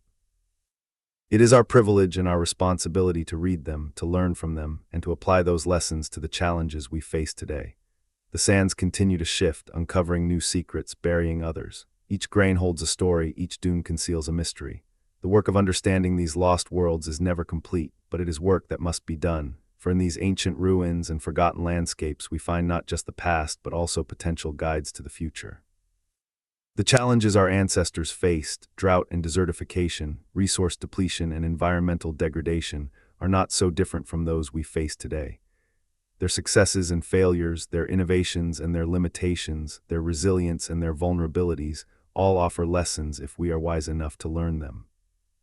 As we continue our journey through the lost worlds hidden beneath Earth's desert sands, we must expand our understanding of how ancient civilizations not only survived in challenging environments, but actively shaped them through innovation, planning, and remarkable feats of engineering. The discoveries we explored in the first part of this documentary revealed landscapes transformed by climate change and human activity, but they only begin to tell the story of how our ancestors confronted environmental challenges that, in many ways, mirror those we face today. The archaeological record shows us that the relationship between human societies and their environments has never been simple or one-directional.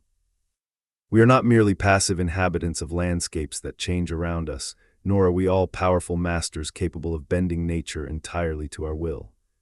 Instead, history reveals a complex dance between human ambition and environmental constraint, between technological capability and natural limits, between short-term success and long-term sustainability.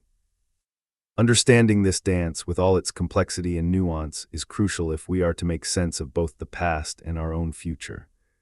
Let us return to the ancient world of Mesopotamia, but this time focusing on aspects of daily life, technological innovation, and environmental management that reveal just how sophisticated these early civilizations truly were.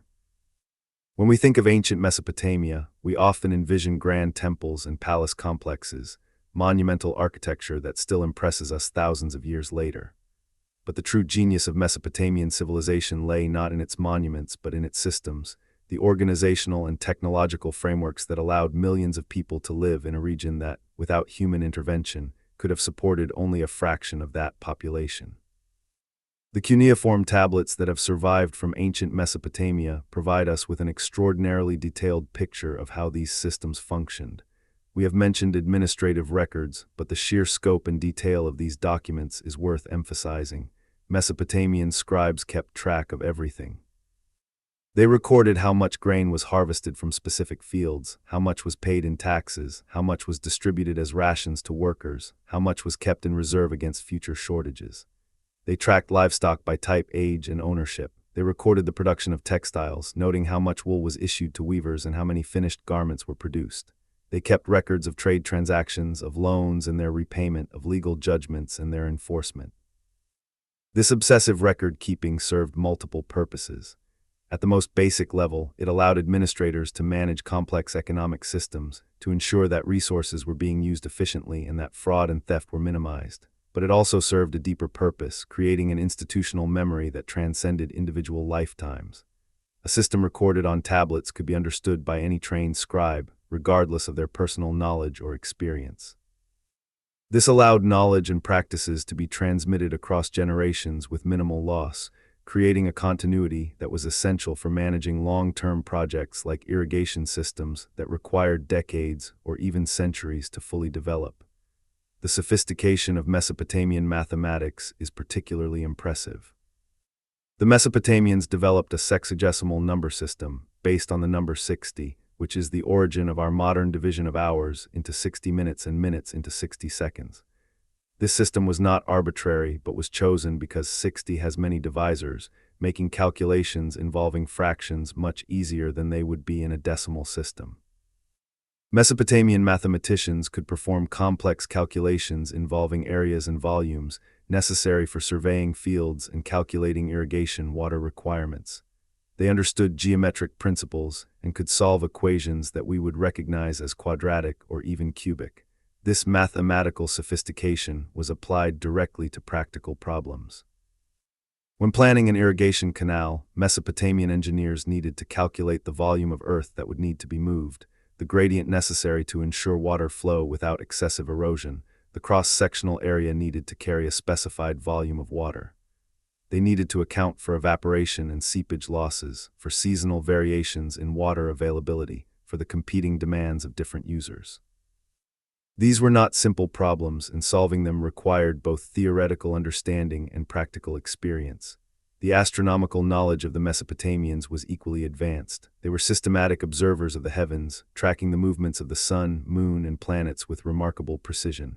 This was not purely abstract curiosity. Astronomical observations had direct practical applications. The Mesopotamian calendar was lunar, based on the cycles of the moon, but agricultural activities needed to be coordinated with the solar year and the seasons. Reconciling these two cycles required careful observation and mathematical calculation. The Mesopotamians developed systems of intercalation, adding extra months periodically to keep the lunar calendar aligned with the seasons. More importantly for our purposes, astronomical observations were used to make long-term predictions about river flooding and rainfall. The Mesopotamians recognized patterns and correlations between celestial events and earthly phenomena. While many of these correlations were probably spurious, products of pattern-seeking minds finding meaning in random variation, some may have had real predictive value. Modern studies have shown that there are indeed connections between some astronomical cycles and climate patterns, though not the direct causal relationships the ancients imagined. Regardless of the theoretical basis, the systematic observation and recording of these patterns over many generations created a body of knowledge that could guide agricultural planning and risk management. The social organization necessary to maintain these complex systems was itself a remarkable achievement. Mesopotamian cities were not egalitarian communities, but highly stratified societies with clear class divisions and hierarchies of power. Yet the system functioned for millennia, because it provided benefits that most people, most of the time, found acceptable. The irrigation systems that required such intensive labor to build and maintain also provided reliable food supplies that supported larger populations at higher living standards than would have been possible without them. The taxes that farmers paid to support priests, scribes, and administrators were burdensome, but the services these specialists provided, conflict resolution, long-term planning, organization of large-scale projects, had real value. This is not to romanticize Mesopotamian society or to ignore its inequalities and injustices. Slavery existed, though as we noted, it took different forms than in later societies. Women, despite having more rights than in many subsequent cultures, were still subordinate to men in most contexts. The poor were exploited by the rich, debtors were oppressed by creditors, the weak suffered at the hands of the powerful. These were real problems, addressed in law codes like that of Hammurabi but never fully resolved. Yet the system persisted because it worked well enough, often enough, for enough people to maintain social cohesion.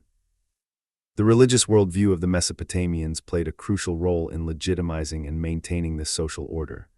The gods, in Mesopotamian belief, had created humans specifically to serve them, to provide them with food offerings and maintain their temples. The social hierarchy on earth mirrored the hierarchy among the gods, with the king serving as the earthly representative of the chief god. This ideology made the existing social order seem natural and divinely ordained, rather than arbitrary and potentially changeable. It also created obligations that ran up as well as down the social hierarchy. Kings and nobles were expected to fulfill certain duties to their subjects, just as subjects owed obedience and labor to their superiors, because both were ultimately serving the gods. The temples themselves were not just religious institutions, but also economic powerhouses. They owned vast tracts of agricultural land, employed thousands of workers, and engaged in trade and manufacturing on a large scale. The priests who ran these institutions were not just religious specialists, but also administrators, accountants, merchants, and landlords. The wealth concentrated in the temples was used not just for religious purposes, but also for economic investment, for loans to farmers and merchants, for employment of craftsmen, for support of widows and orphans and others who could not support themselves. In modern terms, the temples functioned as a combination of church, bank, social welfare agency, and economic development corporation. This concentration of resources and administrative capability made the temples logical centers for managing long-term projects like irrigation system maintenance and expansion. Temple administrators could take a longer view than individual farmers, planning projects that might not show returns for years or even decades. They could mobilize labor on a scale that no individual could match. They could maintain the written records necessary to track complex systems over long periods. In many ways, the temples served as the institutional backbone of Mesopotamian civilization, providing continuity and stability even as individual cities and dynasties rose and fell. Yet this very centralization also created vulnerabilities. Systems that depend on complex, centralized administration are fragile in ways that more decentralized systems are not. If the administrative apparatus breaks down, if the temples and palaces that coordinate economic activity are destroyed or abandoned, the entire system can collapse rapidly. This is precisely what happened during periods of political instability in Mesopotamian history. When warfare disrupted trade routes, when invaders sacked cities and destroyed records, when drought or epidemic reduced populations below the critical mass necessary to maintain irrigation systems, the result could be catastrophic decline. The archaeological record shows several such episodes of collapse and recovery in Mesopotamian history. Around 4,200 years ago, the Akkadian Empire, which we discussed earlier, collapsed rather suddenly after more than a century of dominance. The exact causes remain debated, but climate appears to have played a significant role.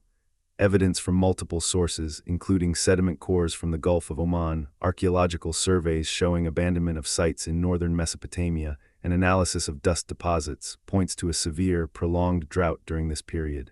The effects of this drought were devastating. Agriculture in the rain-fed northern regions failed entirely, forcing populations to migrate southward into the irrigation-dependent areas of southern Mesopotamia. But the southern irrigation systems, already stressed by decreasing river flows due to the drought, could not support these additional populations. Food shortages led to social unrest, which led to political instability, which disrupted the administrative systems necessary to maintain the irrigation infrastructure, which led to further agricultural decline in a vicious downward spiral.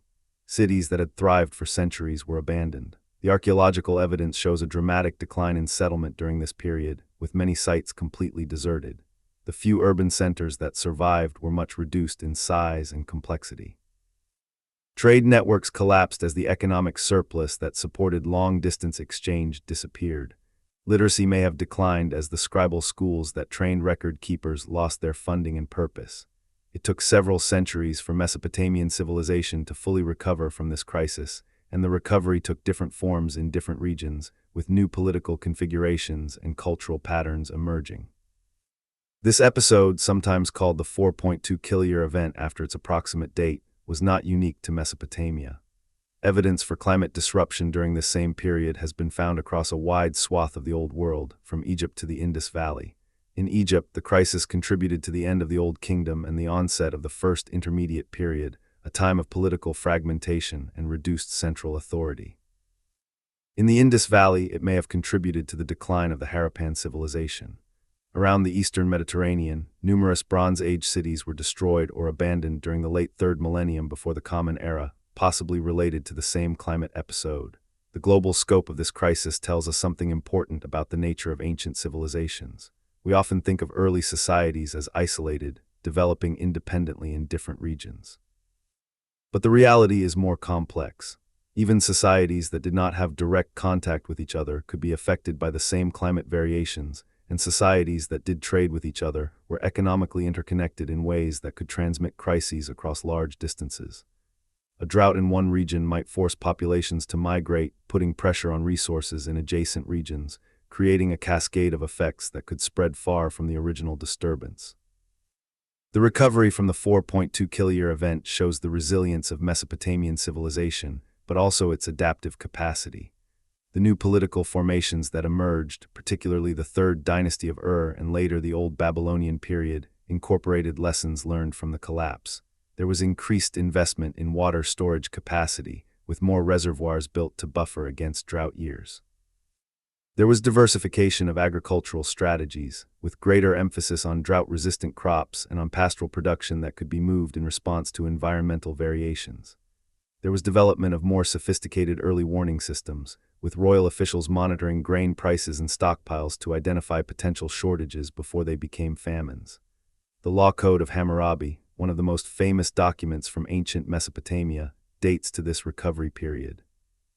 While often remembered for its harsh punishments, an eye for an eye and a tooth for a tooth, the code is actually remarkable for its comprehensiveness and its attention to economic regulation. It includes provisions regulating irrigation, specifying the responsibilities of farmers to maintain canals and dikes, and the penalties for negligence that causes damage to neighbors' fields. It regulates interest rates on loans, preventing usurious practices that could lead to debt spirals and social instability. It specifies wages for different types of workers and prices for various goods and services, presumably an attempt to prevent the kind of price volatility that could destabilize the economy. These regulations reflect hard-won lessons about what was necessary to maintain a functioning society in a challenging environment. They show an understanding that individual self-interest, left completely unchecked, could lead to outcomes that harmed everyone, the tragedy of the commons in modern terminology. They show recognition that economic stability required active management, not just laissez-faire approaches. They show sophisticated thinking about risk management and disaster prevention. Whether these regulations were effective is another question. Enforcement of economic regulations is difficult in any era, but their very existence shows the level of thought being applied to problems of sustainability and resilience. As we examine the physical landscape of ancient Mesopotamia today, we can still see the traces of this long history of environmental management and modification. The tells, the settlement mounds, are the most obvious features, artificial hills created by millennia of occupation, construction, destruction, and rebuilding. But more subtle traces are equally revealing. From satellite imagery and aerial photography, archaeologists can identify ancient canal systems, visible as linear features in the landscape, darker or lighter than the surrounding soil depending on their state of preservation and the local conditions.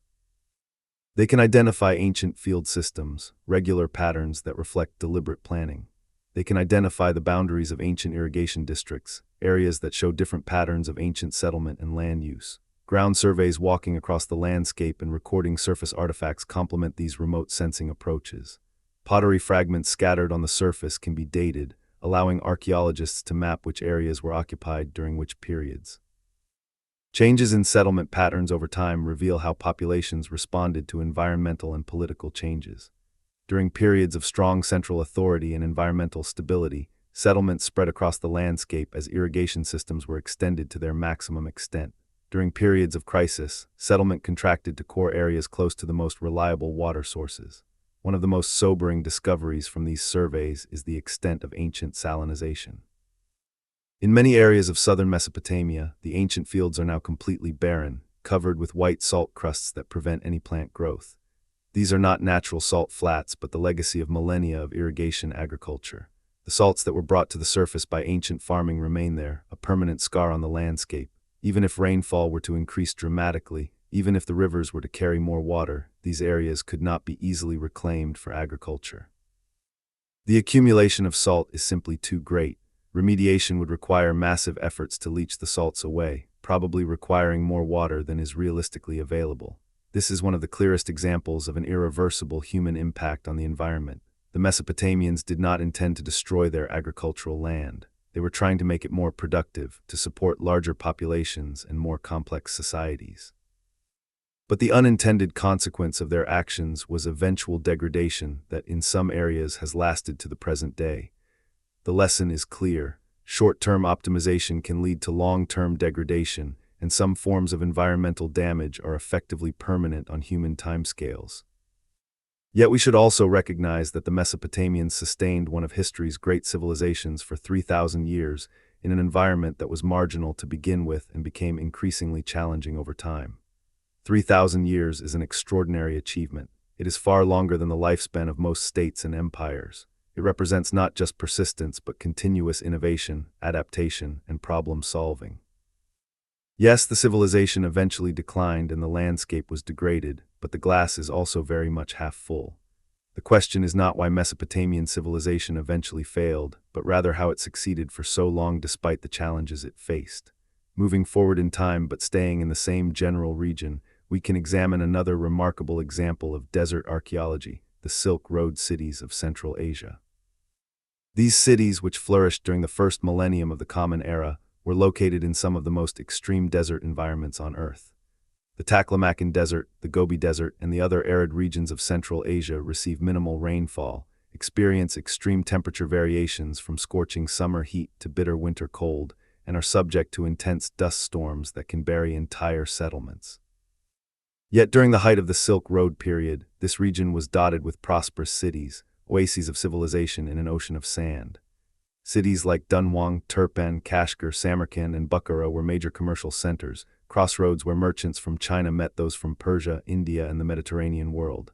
These cities were not just trading posts, but cultural melting pots where ideas, technologies, and religions mixed and spread. Buddhism, Christianity, Zoroastrianism, Manichaeism, and Islam all spread along the Silk Road, carried by merchants, missionaries, and migrating populations.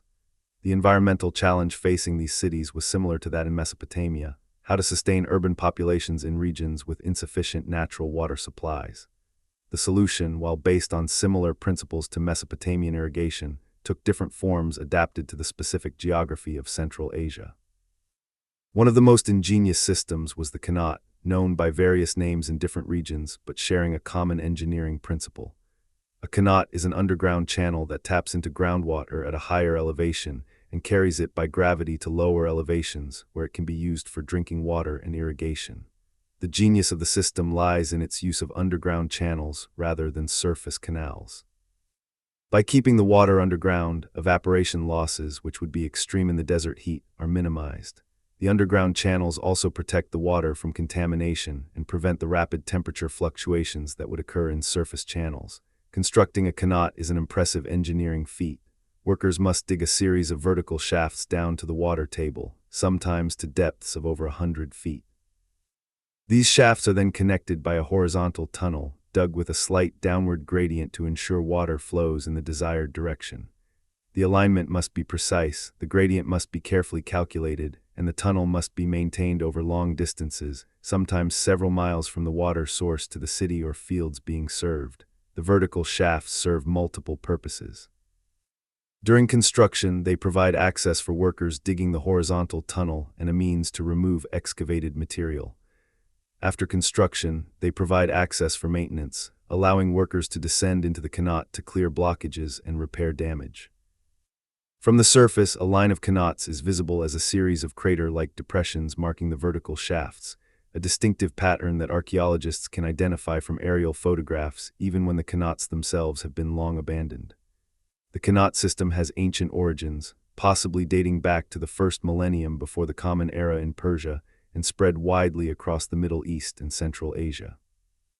At their peak, tens of thousands of qanats were in operation, irrigating millions of acres of farmland and supplying water to countless cities and villages. Many qanats remained in operation for centuries or even millennia, testament to both the quality of their construction and the continuous maintenance they received. The social organization necessary to build and maintain qanats was substantial. Specialized workers, the mukenis, devoted their lives to qanat construction and maintenance. This was dangerous, skilled work. Tunnels could collapse, toxic gases could accumulate in the confined spaces, workers could become lost in the dark, underground passages.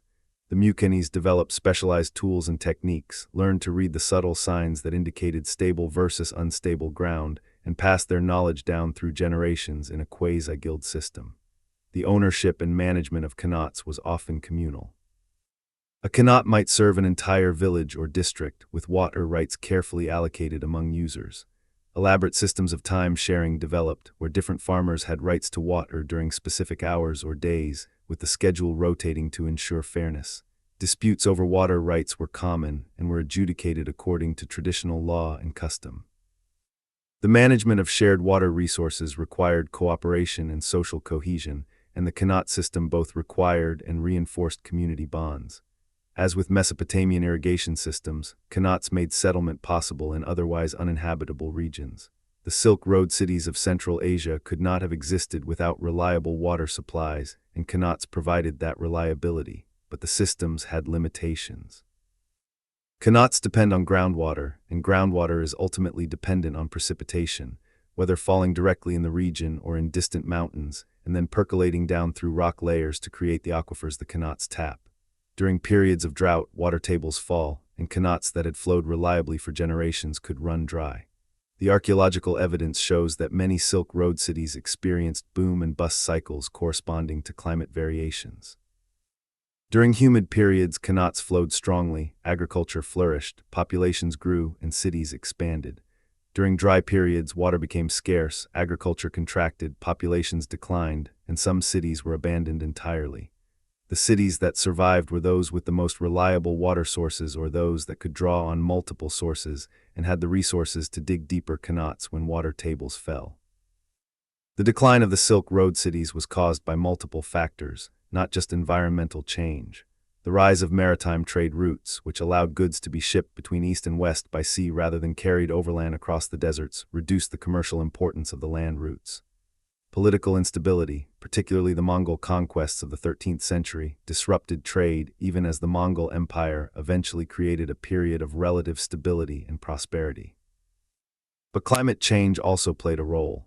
Evidence suggests that Central Asia experienced increasing aridity during the medieval period, making it harder to sustain the agricultural base that supported urban populations. The abandonment of many Silk Road cities led to their preservation in ways that would not have occurred in more humid climates. Desert conditions, with minimal rainfall and slow rates of organic decay, created natural archives. Buildings made of mud brick, which would quickly deteriorate in wet climates, remained standing for centuries after abandonment. Organic materials like textiles, paper, and wood, which normally decay rapidly, survived in remarkably good condition. The dry air even preserved bodies, creating natural mummies similar to those we discussed in the Saharan context. Some of the most remarkable archaeological discoveries in Central Asia come from cities that were buried by desert sand. The city of Nia, located in the Taklamakan Desert, was a prosperous Buddhist center during the first few centuries of the Common Era. After its abandonment, probably in the 4th century, it was gradually buried by advancing sand dunes. When archaeologists began excavating in the late 19th and early 20th centuries, they found a city frozen in time. Houses still contained furniture, tools, and personal belongings. Storerooms held grain and other foodstuffs, desiccated but recognizable. Orchards and vineyards, long dead, remained where they had grown. Documents written on wood, leather, and paper provided detailed information about daily life, administration, and trade. These documents are particularly valuable because they were everyday materials, not official inscriptions or literary works but mundane records, receipts, letters, contracts, administrative orders. They give us unparalleled insight into how ordinary people lived, what they bought and sold, how they conducted business, what they worried about, how they related to government authorities. One famous document is a love letter, a simple expression of longing and affection that is immediately relatable across the gulf of 2,000 years. These human touches remind us that the people of the past were not fundamentally different from us, that they loved and laughed, worried and hoped, struggled and succeeded in ways we can understand. The preservation of organic materials in desert sites also allows for types of analysis that are impossible in other contexts. Textiles can be studied to determine manufacturing techniques, trade connections, and aesthetic preferences. Analysis of dyes can reveal trade networks, as certain colors required raw materials from specific distant sources. Wood can be identified to species and even specific growing regions through analysis of growth rings and isotopic signatures. Food remains can be analyzed to determine diet and agricultural practices. Human remains can provide information about health, disease, nutrition, and genetic relationships. Modern analytical techniques have revolutionized what we can learn from these preserved materials. DNA analysis can identify the species and even the specific populations of plants and animals used for food and raw materials.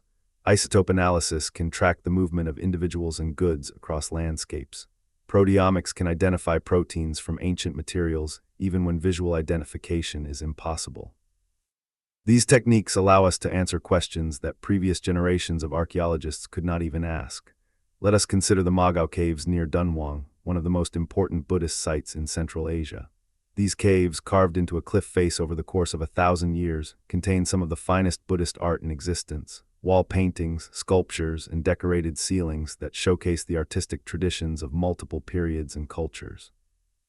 But for our purposes, the most important discovery at Magao was the so-called Library Cave, sealed in the 11th century and not reopened until 1900. The Library Cave contained approximately 50,000 documents and artworks, an extraordinary archive that had been perfectly preserved by the dry desert air. The documents were written in multiple languages: Chinese, Tibetan, Sanskrit, Sogdian, Khotanese, and others, reflecting the cosmopolitan nature of Silk Road culture. They included Buddhist scriptures, of course, but also secular documents, contracts, letters, accounts, calendars, even musical scores. Many were manuscripts of texts otherwise lost, making them invaluable for understanding the intellectual and religious history of Central Asia and beyond. The documents from the library cave have been dispersed to institutions around the world, a legacy of the colonial era when archaeologists from various European countries and Japan explored Central Asia and removed materials to their home countries. This dispersal is controversial, raising questions about cultural patrimony and the ethics of archaeological collecting. But it has also ensured the preservation and study of these materials, and modern digital humanities projects are now working to create comprehensive databases that virtually reunite the scattered collections. The information in these documents is extraordinarily rich.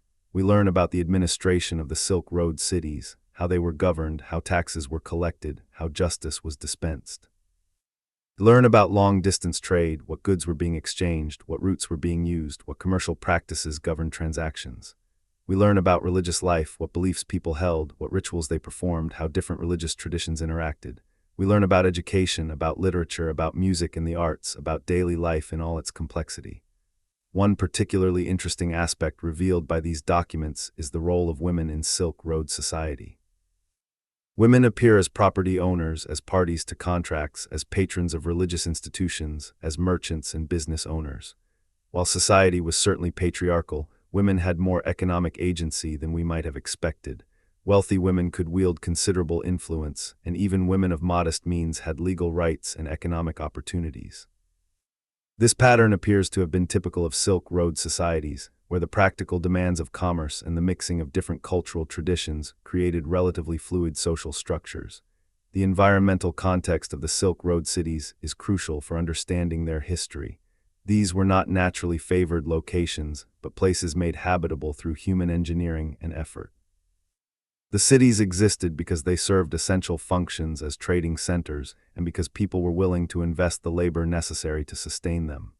When the cost-benefit calculation changed, when trade routes shifted or water became scarcer or political conditions made the routes dangerous, the cities could be abandoned relatively quickly.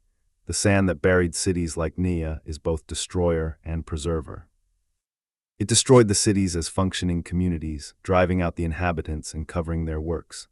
But it also preserved those cities for future discovery, protecting fragile materials and creating time capsules that allow us to understand past societies with a richness of detail that is rarely possible. This dual nature of the desert, as both destroyer and preserver, is a recurring theme in desert archaeology. Climate modeling and paleoclimate studies have helped us understand the climate variations that affected the Silk Road cities.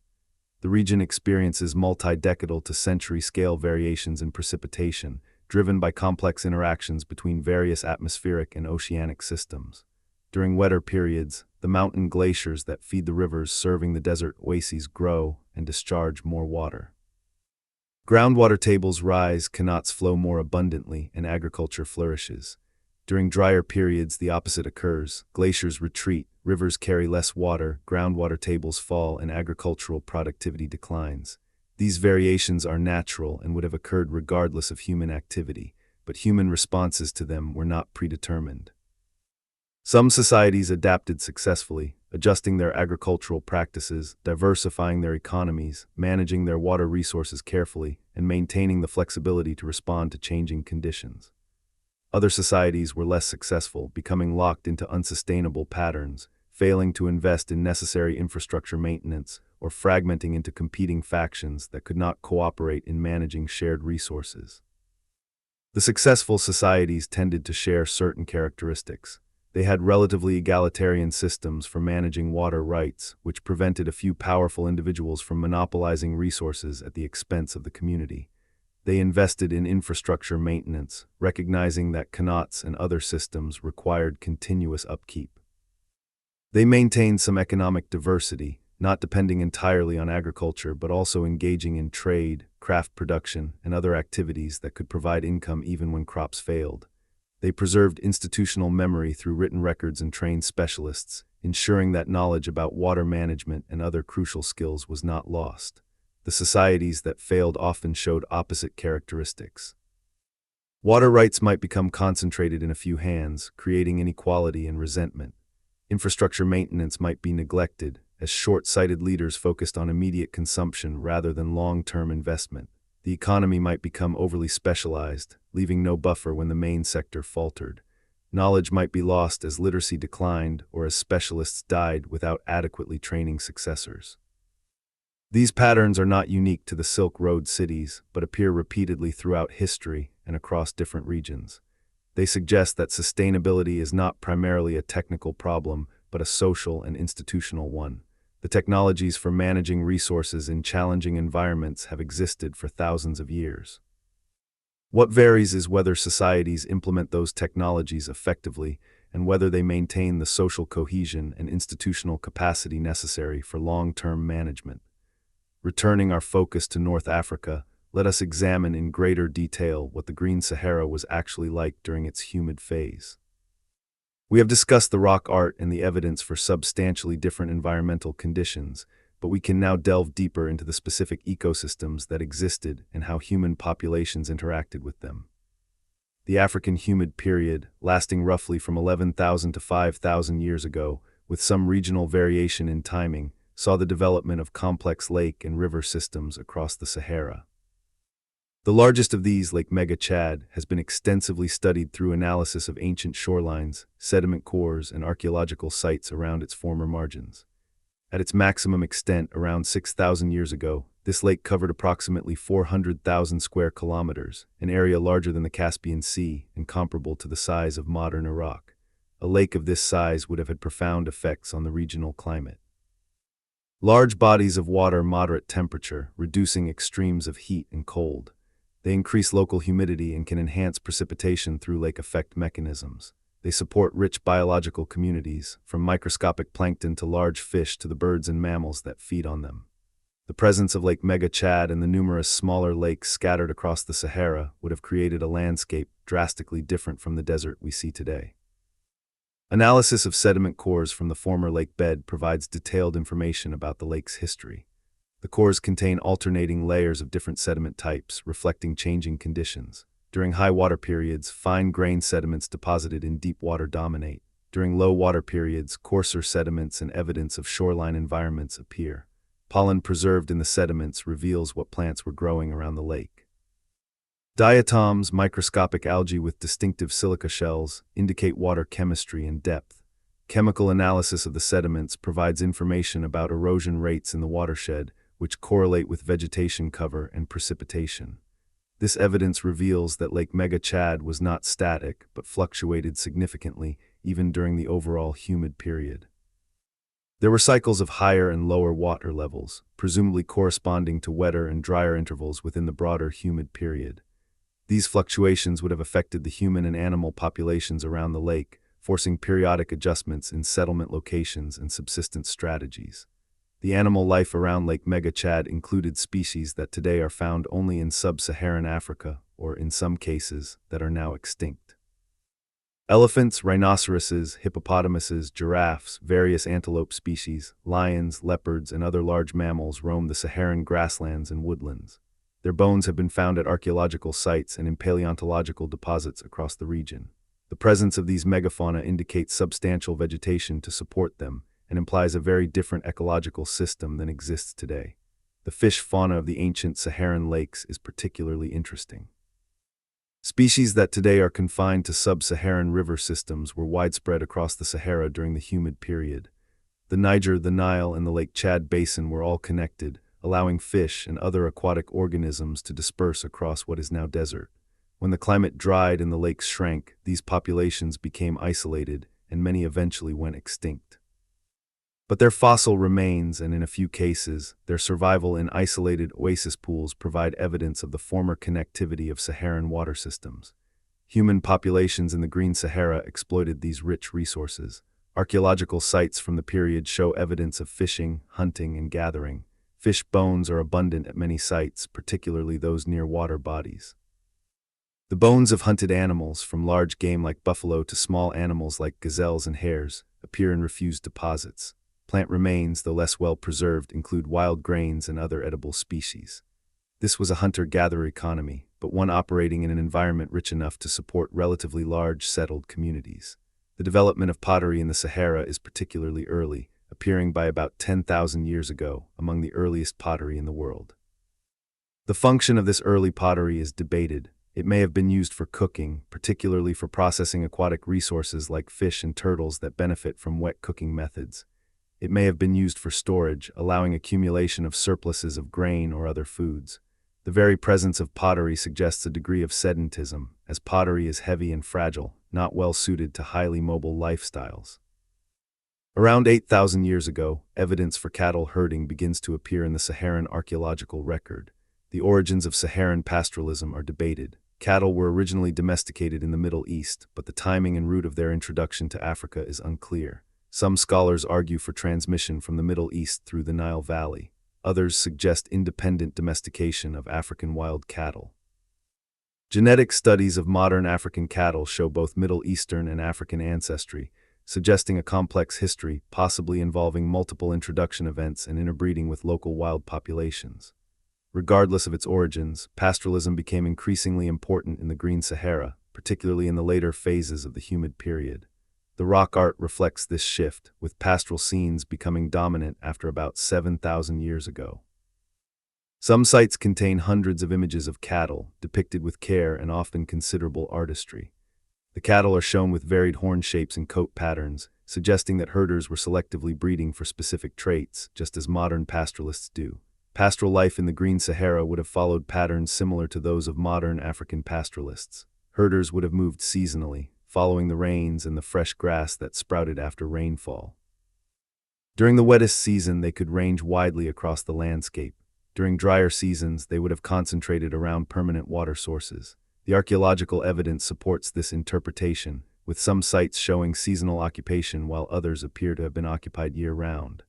The social organization of Green Sahara pastoral societies is difficult to reconstruct with certainty, but the rock art provides some clues. Some scenes appear to show ceremonies or dances, with groups of human figures in coordinated poses. Others show what might be conflicts or raids, with armed figures in confrontational positions. Still others show domestic scenes, people tending cattle or engaged in daily activities. The presence of large communal art sites suggests that these served as gathering places, perhaps for seasonal ceremonies when dispersed groups came together. The role of women in these societies is partially visible in the rock art. Female figures appear, though less frequently than male figures, in various contexts including domestic scenes and what may be ritual contexts. In some modern African pastoral societies, women are responsible for managing milk and dairy products, which are often dietary staples, while men are responsible for the herds and for political and military affairs. Whether similar gender divisions existed in the ancient Sahara is speculative, but it seems likely given the cross-cultural prevalence of such patterns in pastoral societies.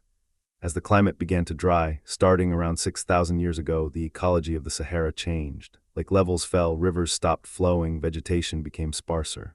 The megafauna began to disappear, either migrating south to more favorable regions or going extinct. Human populations faced difficult choices. They could attempt to remain in their ancestral territories, concentrating around the remaining water sources and adjusting their subsistence strategies. They could migrate, following the animals and the rains to new regions. Or they could attempt to intensify their resource use, developing new technologies or social strategies to extract more from a degrading environment. All three responses appear in the archaeological record. Some sites show continuous occupation even as conditions deteriorated, with evidence of increasing focus on cattle herding and decreasing evidence of hunting wild game. These populations were adapting in place, doubling down on pastoralism as the most viable strategy in the drying environment. Other regions show abandonment, with sites occupied during the humid period but empty during the arid phase. These populations evidently migrated, though tracking where they went is difficult. Still other sites show evidence of innovation, including early agriculture and more sophisticated water management technologies.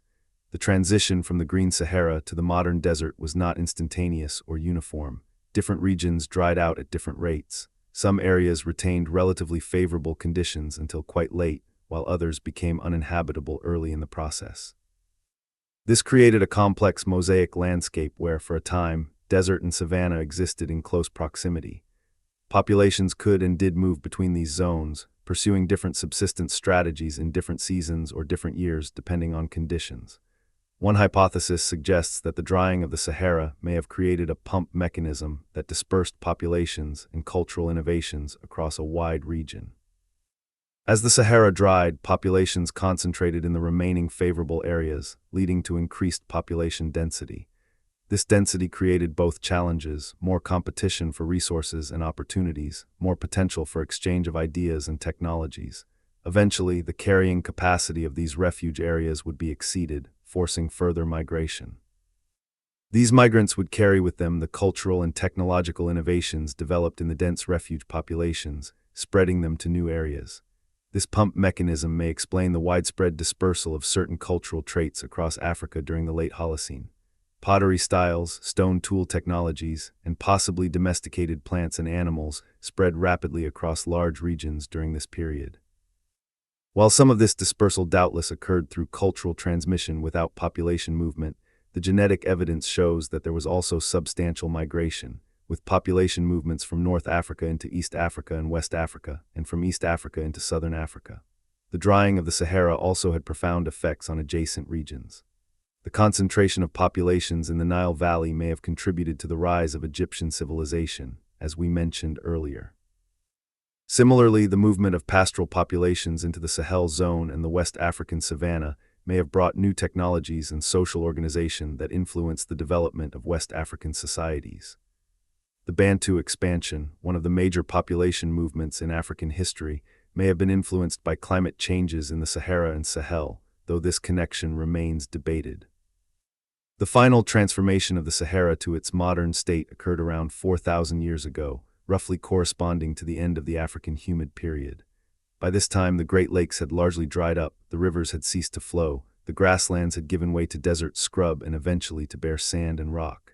The human population collapsed, with people either migrating away or dying as resources failed. The megafauna disappeared entirely, either extinct or reduced to small populations in marginal refuges. The Sahara became what it is today, a vast barrier that separates North Africa from sub-Saharan Africa, one of the most extreme environments on Earth. Yet even today, traces of the Green Sahara persist. The remote mountains of the Central Sahara, relic populations of plants and animals, survive in isolated pockets, descendants of the widespread populations of the humid period. These populations are of enormous interest to conservation biologists and evolutionary biologists because they represent ancient lineages that have survived in isolation for thousands of years. Some have evolved into distinct species or subspecies, adapted to the extreme conditions of their desert mountain refuges. The cultural legacy of the Green Sahara also persists. The rock art remains, increasingly threatened by erosion, vandalism, and theft, but still present as testimony to the people who created it. The archaeological sites, many still unexcavated, contain information about this vanished world waiting to be discovered. The genetic legacy of Green Sahara populations persists in modern African populations, carried in the DNA of people whose ancestors migrated away as the desert advanced.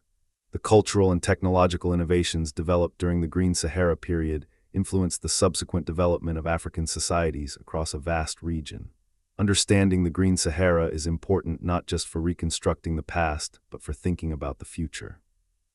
The Sahara demonstrates that dramatic environmental changes can and do occur on timescales of a few thousand years or less. It shows that human societies can adapt to environmental change, but that adaptation often involves migration and sometimes involves cultural loss. It reminds us that environments we think of as stable and permanent are actually dynamic and changeable. It suggests that we should not assume that current conditions will persist indefinitely, and that we should plan for the possibility of significant environmental change. Let us now examine more closely the technologies and methodologies that modern archaeologists use to uncover these lost worlds.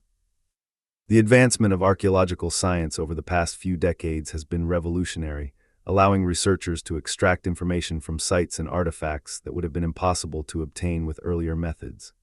These new techniques are particularly important for desert archaeology, where the harsh environment presents special challenges, but also special opportunities. Remote sensing has become one of the most important tools for identifying archaeological sites in desert regions. Satellite imagery can reveal subtle features invisible from the ground: ancient roads and pathways, building foundations buried beneath sand, variations in vegetation that reflect underlying archaeological features, changes in soil moisture and chemistry caused by ancient human activity. Different types of imagery are useful for different purposes. Visible light imagery can show surface features. Infrared imagery can detect temperature differences that reflect buried structures. Radar can penetrate sand to reveal features buried beneath dunes.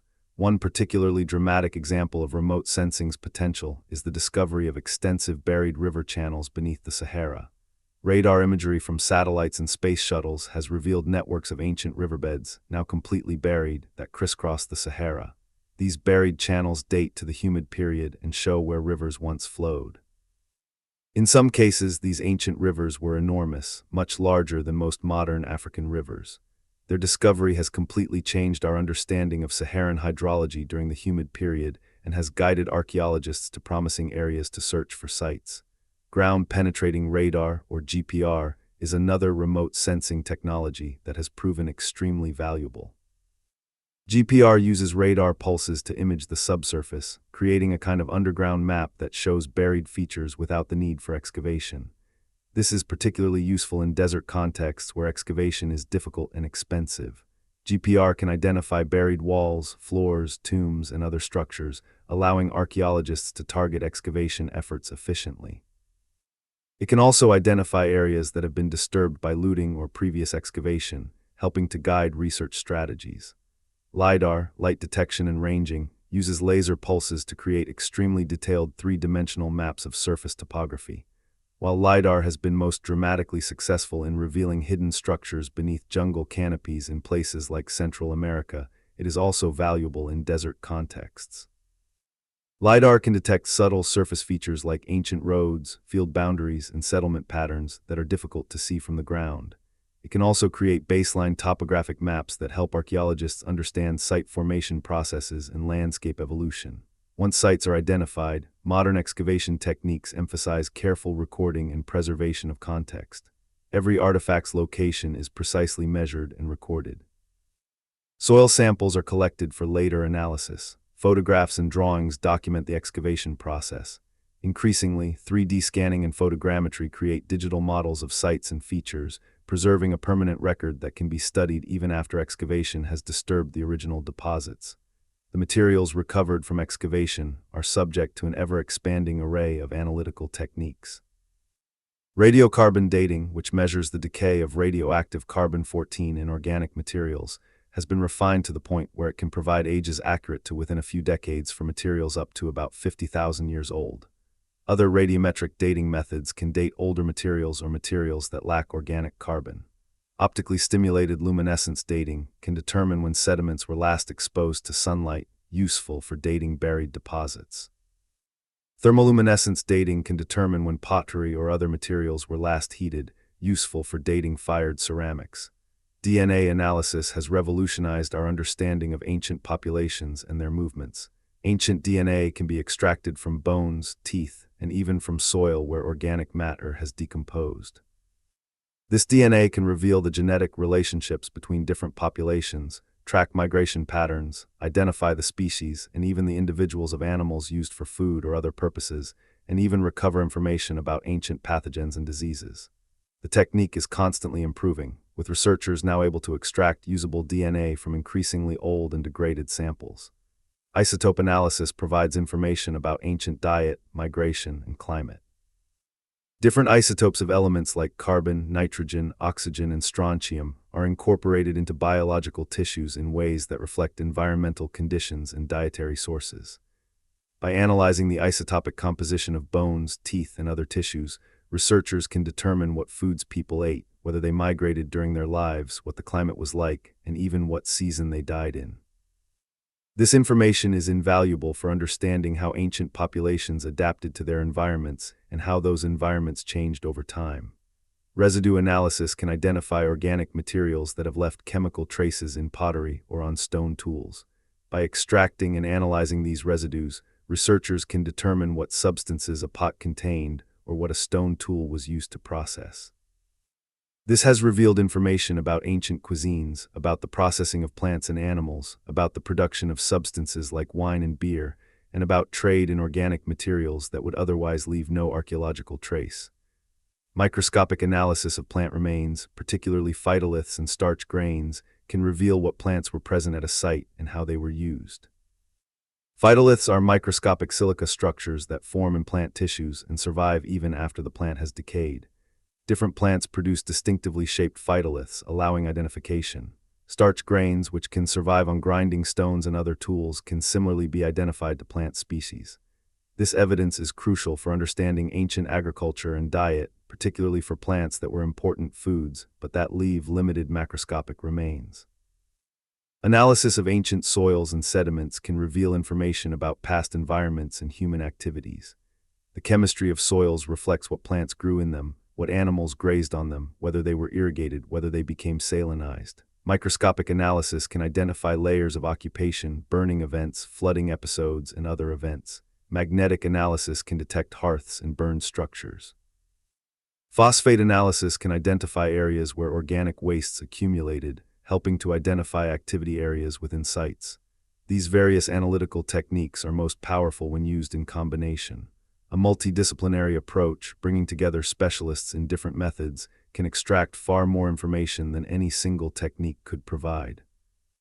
For example, understanding the diet of an ancient population might involve analysis of food remains from archaeological deposits, isotope analysis of human bones, residue analysis of cooking pots, microscopic analysis of dental calculus which can preserve food particles, and analysis of parasites from coprolites or from soil in burial contexts.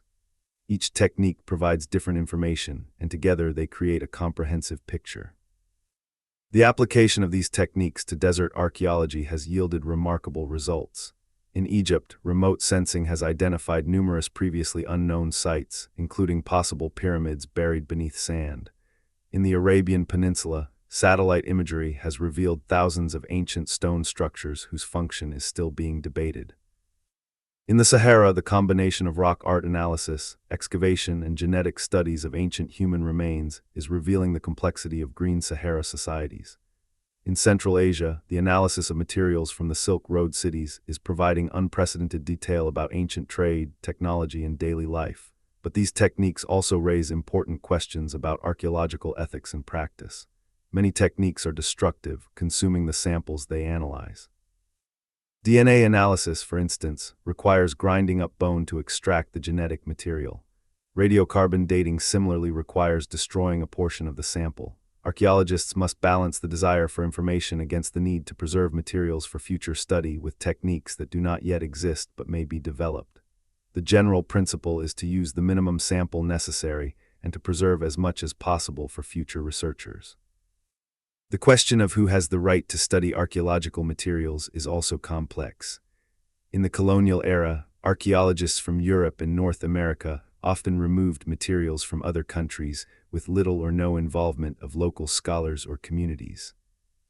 This practice is now widely recognized as inappropriate, and there is increasing emphasis on collaborative research, on training local archaeologists, on keeping materials in their countries of origin when possible, and on involving descendant communities in decisions about research and curation. Repatriation of archaeological materials, particularly human remains, has become an important issue.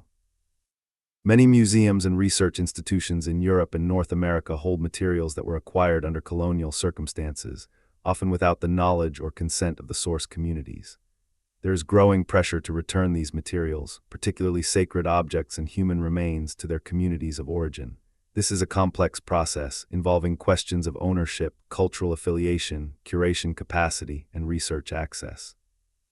There are no easy answers, but the trend is clearly toward greater recognition of source communities' rights and greater willingness to repatriate materials.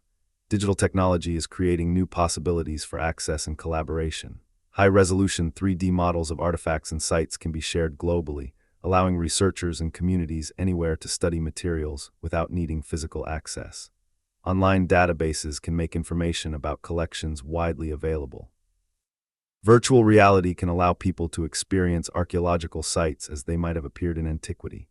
These technologies democratize access in important ways, though they also raise questions about digital divides and about who controls the creation and dissemination of digital resources. As we look to the future of desert archaeology, several trends seem clear.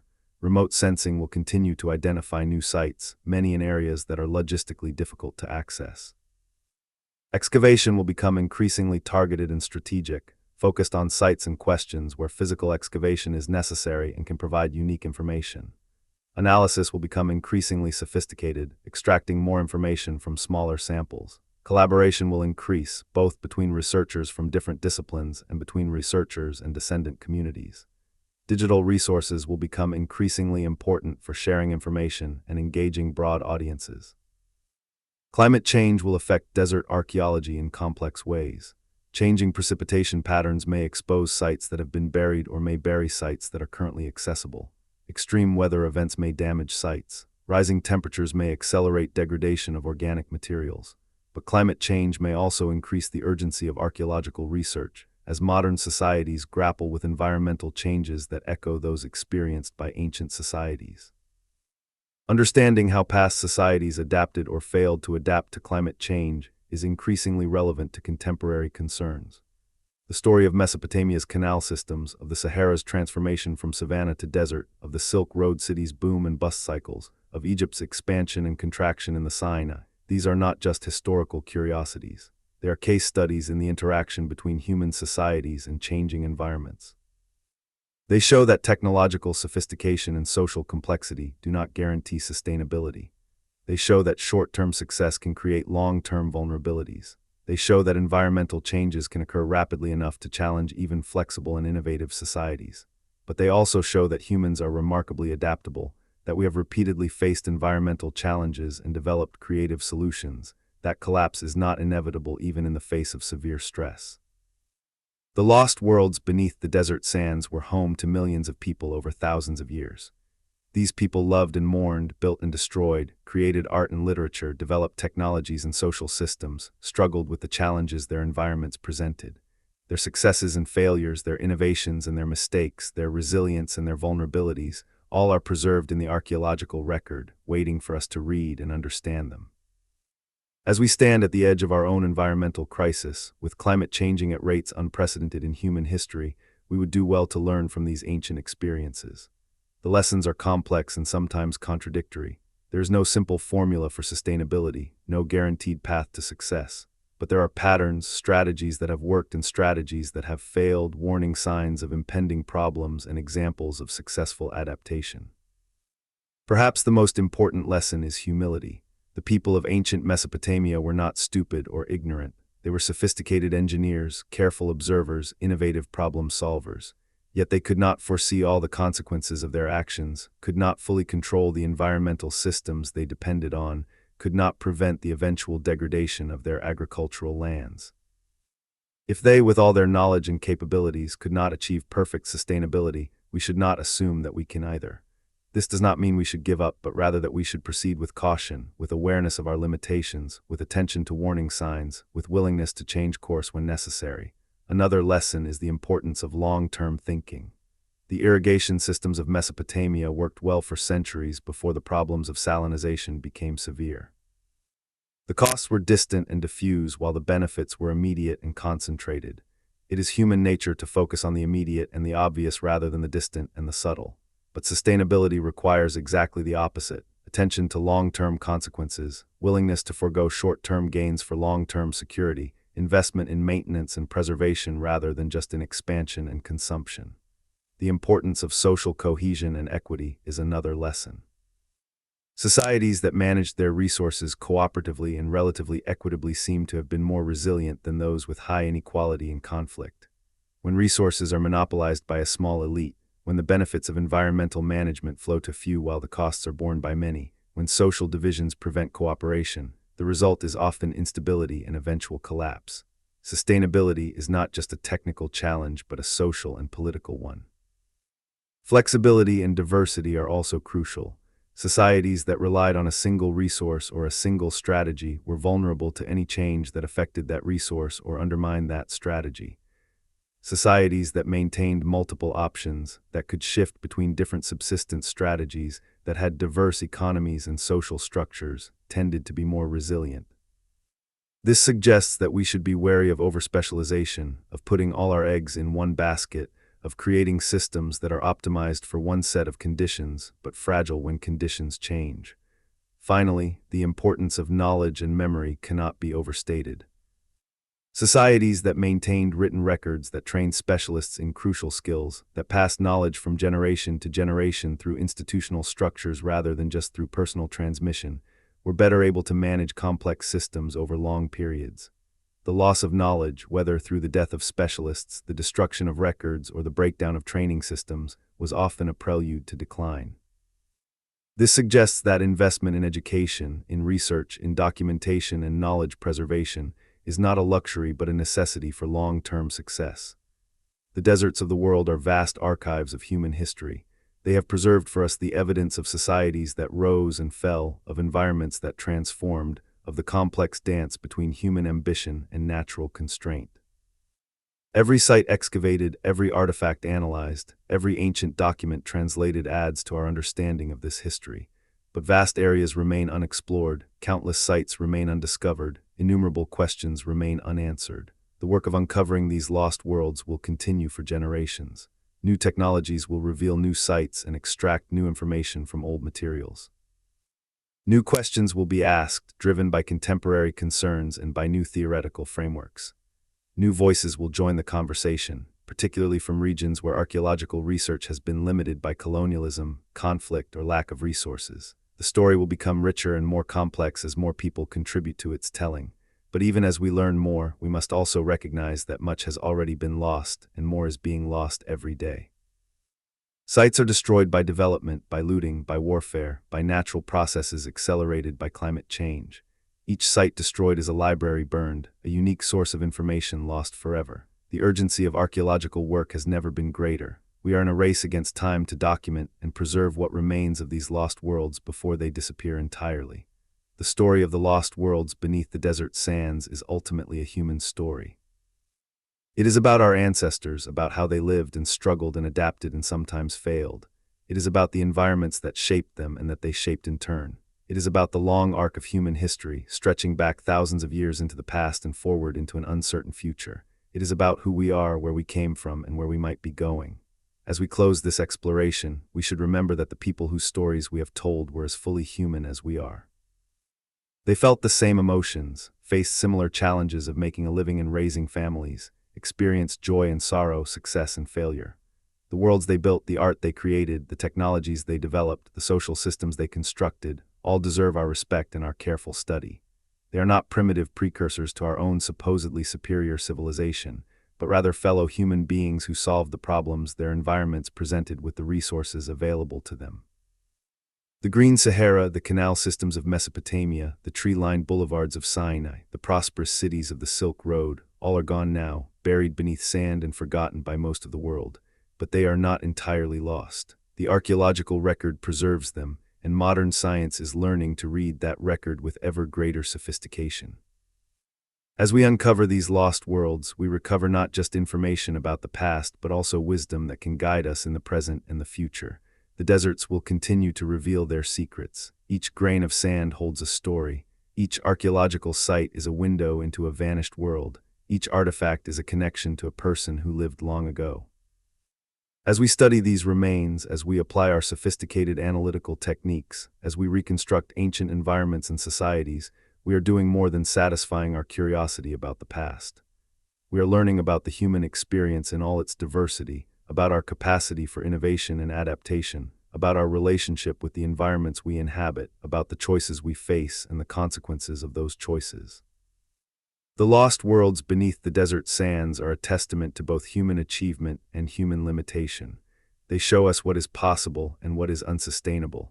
They inspire us with examples of ingenuity and determination, while sobering us with examples of unintended consequences and eventual decline. They remind us that we are part of a long human story, that the challenges we face have deep historical roots, and that the choices we make today will echo far into the future, perhaps to be studied by future archaeologists excavating the ruins of our own civilization, wondering what lessons our successes and failures might teach their own time. The sand continues to shift, the wind continues to blow, and the desert continues to guard its secrets. But slowly, painstakingly, we are learning to read the messages preserved in this harsh but revealing archive. The story is far from complete, but each new discovery adds another chapter, another perspective, another piece of the puzzle. The work continues, and the lost worlds beneath the desert sands gradually emerge into the light of understanding, offering their lessons to those willing to listen and learn.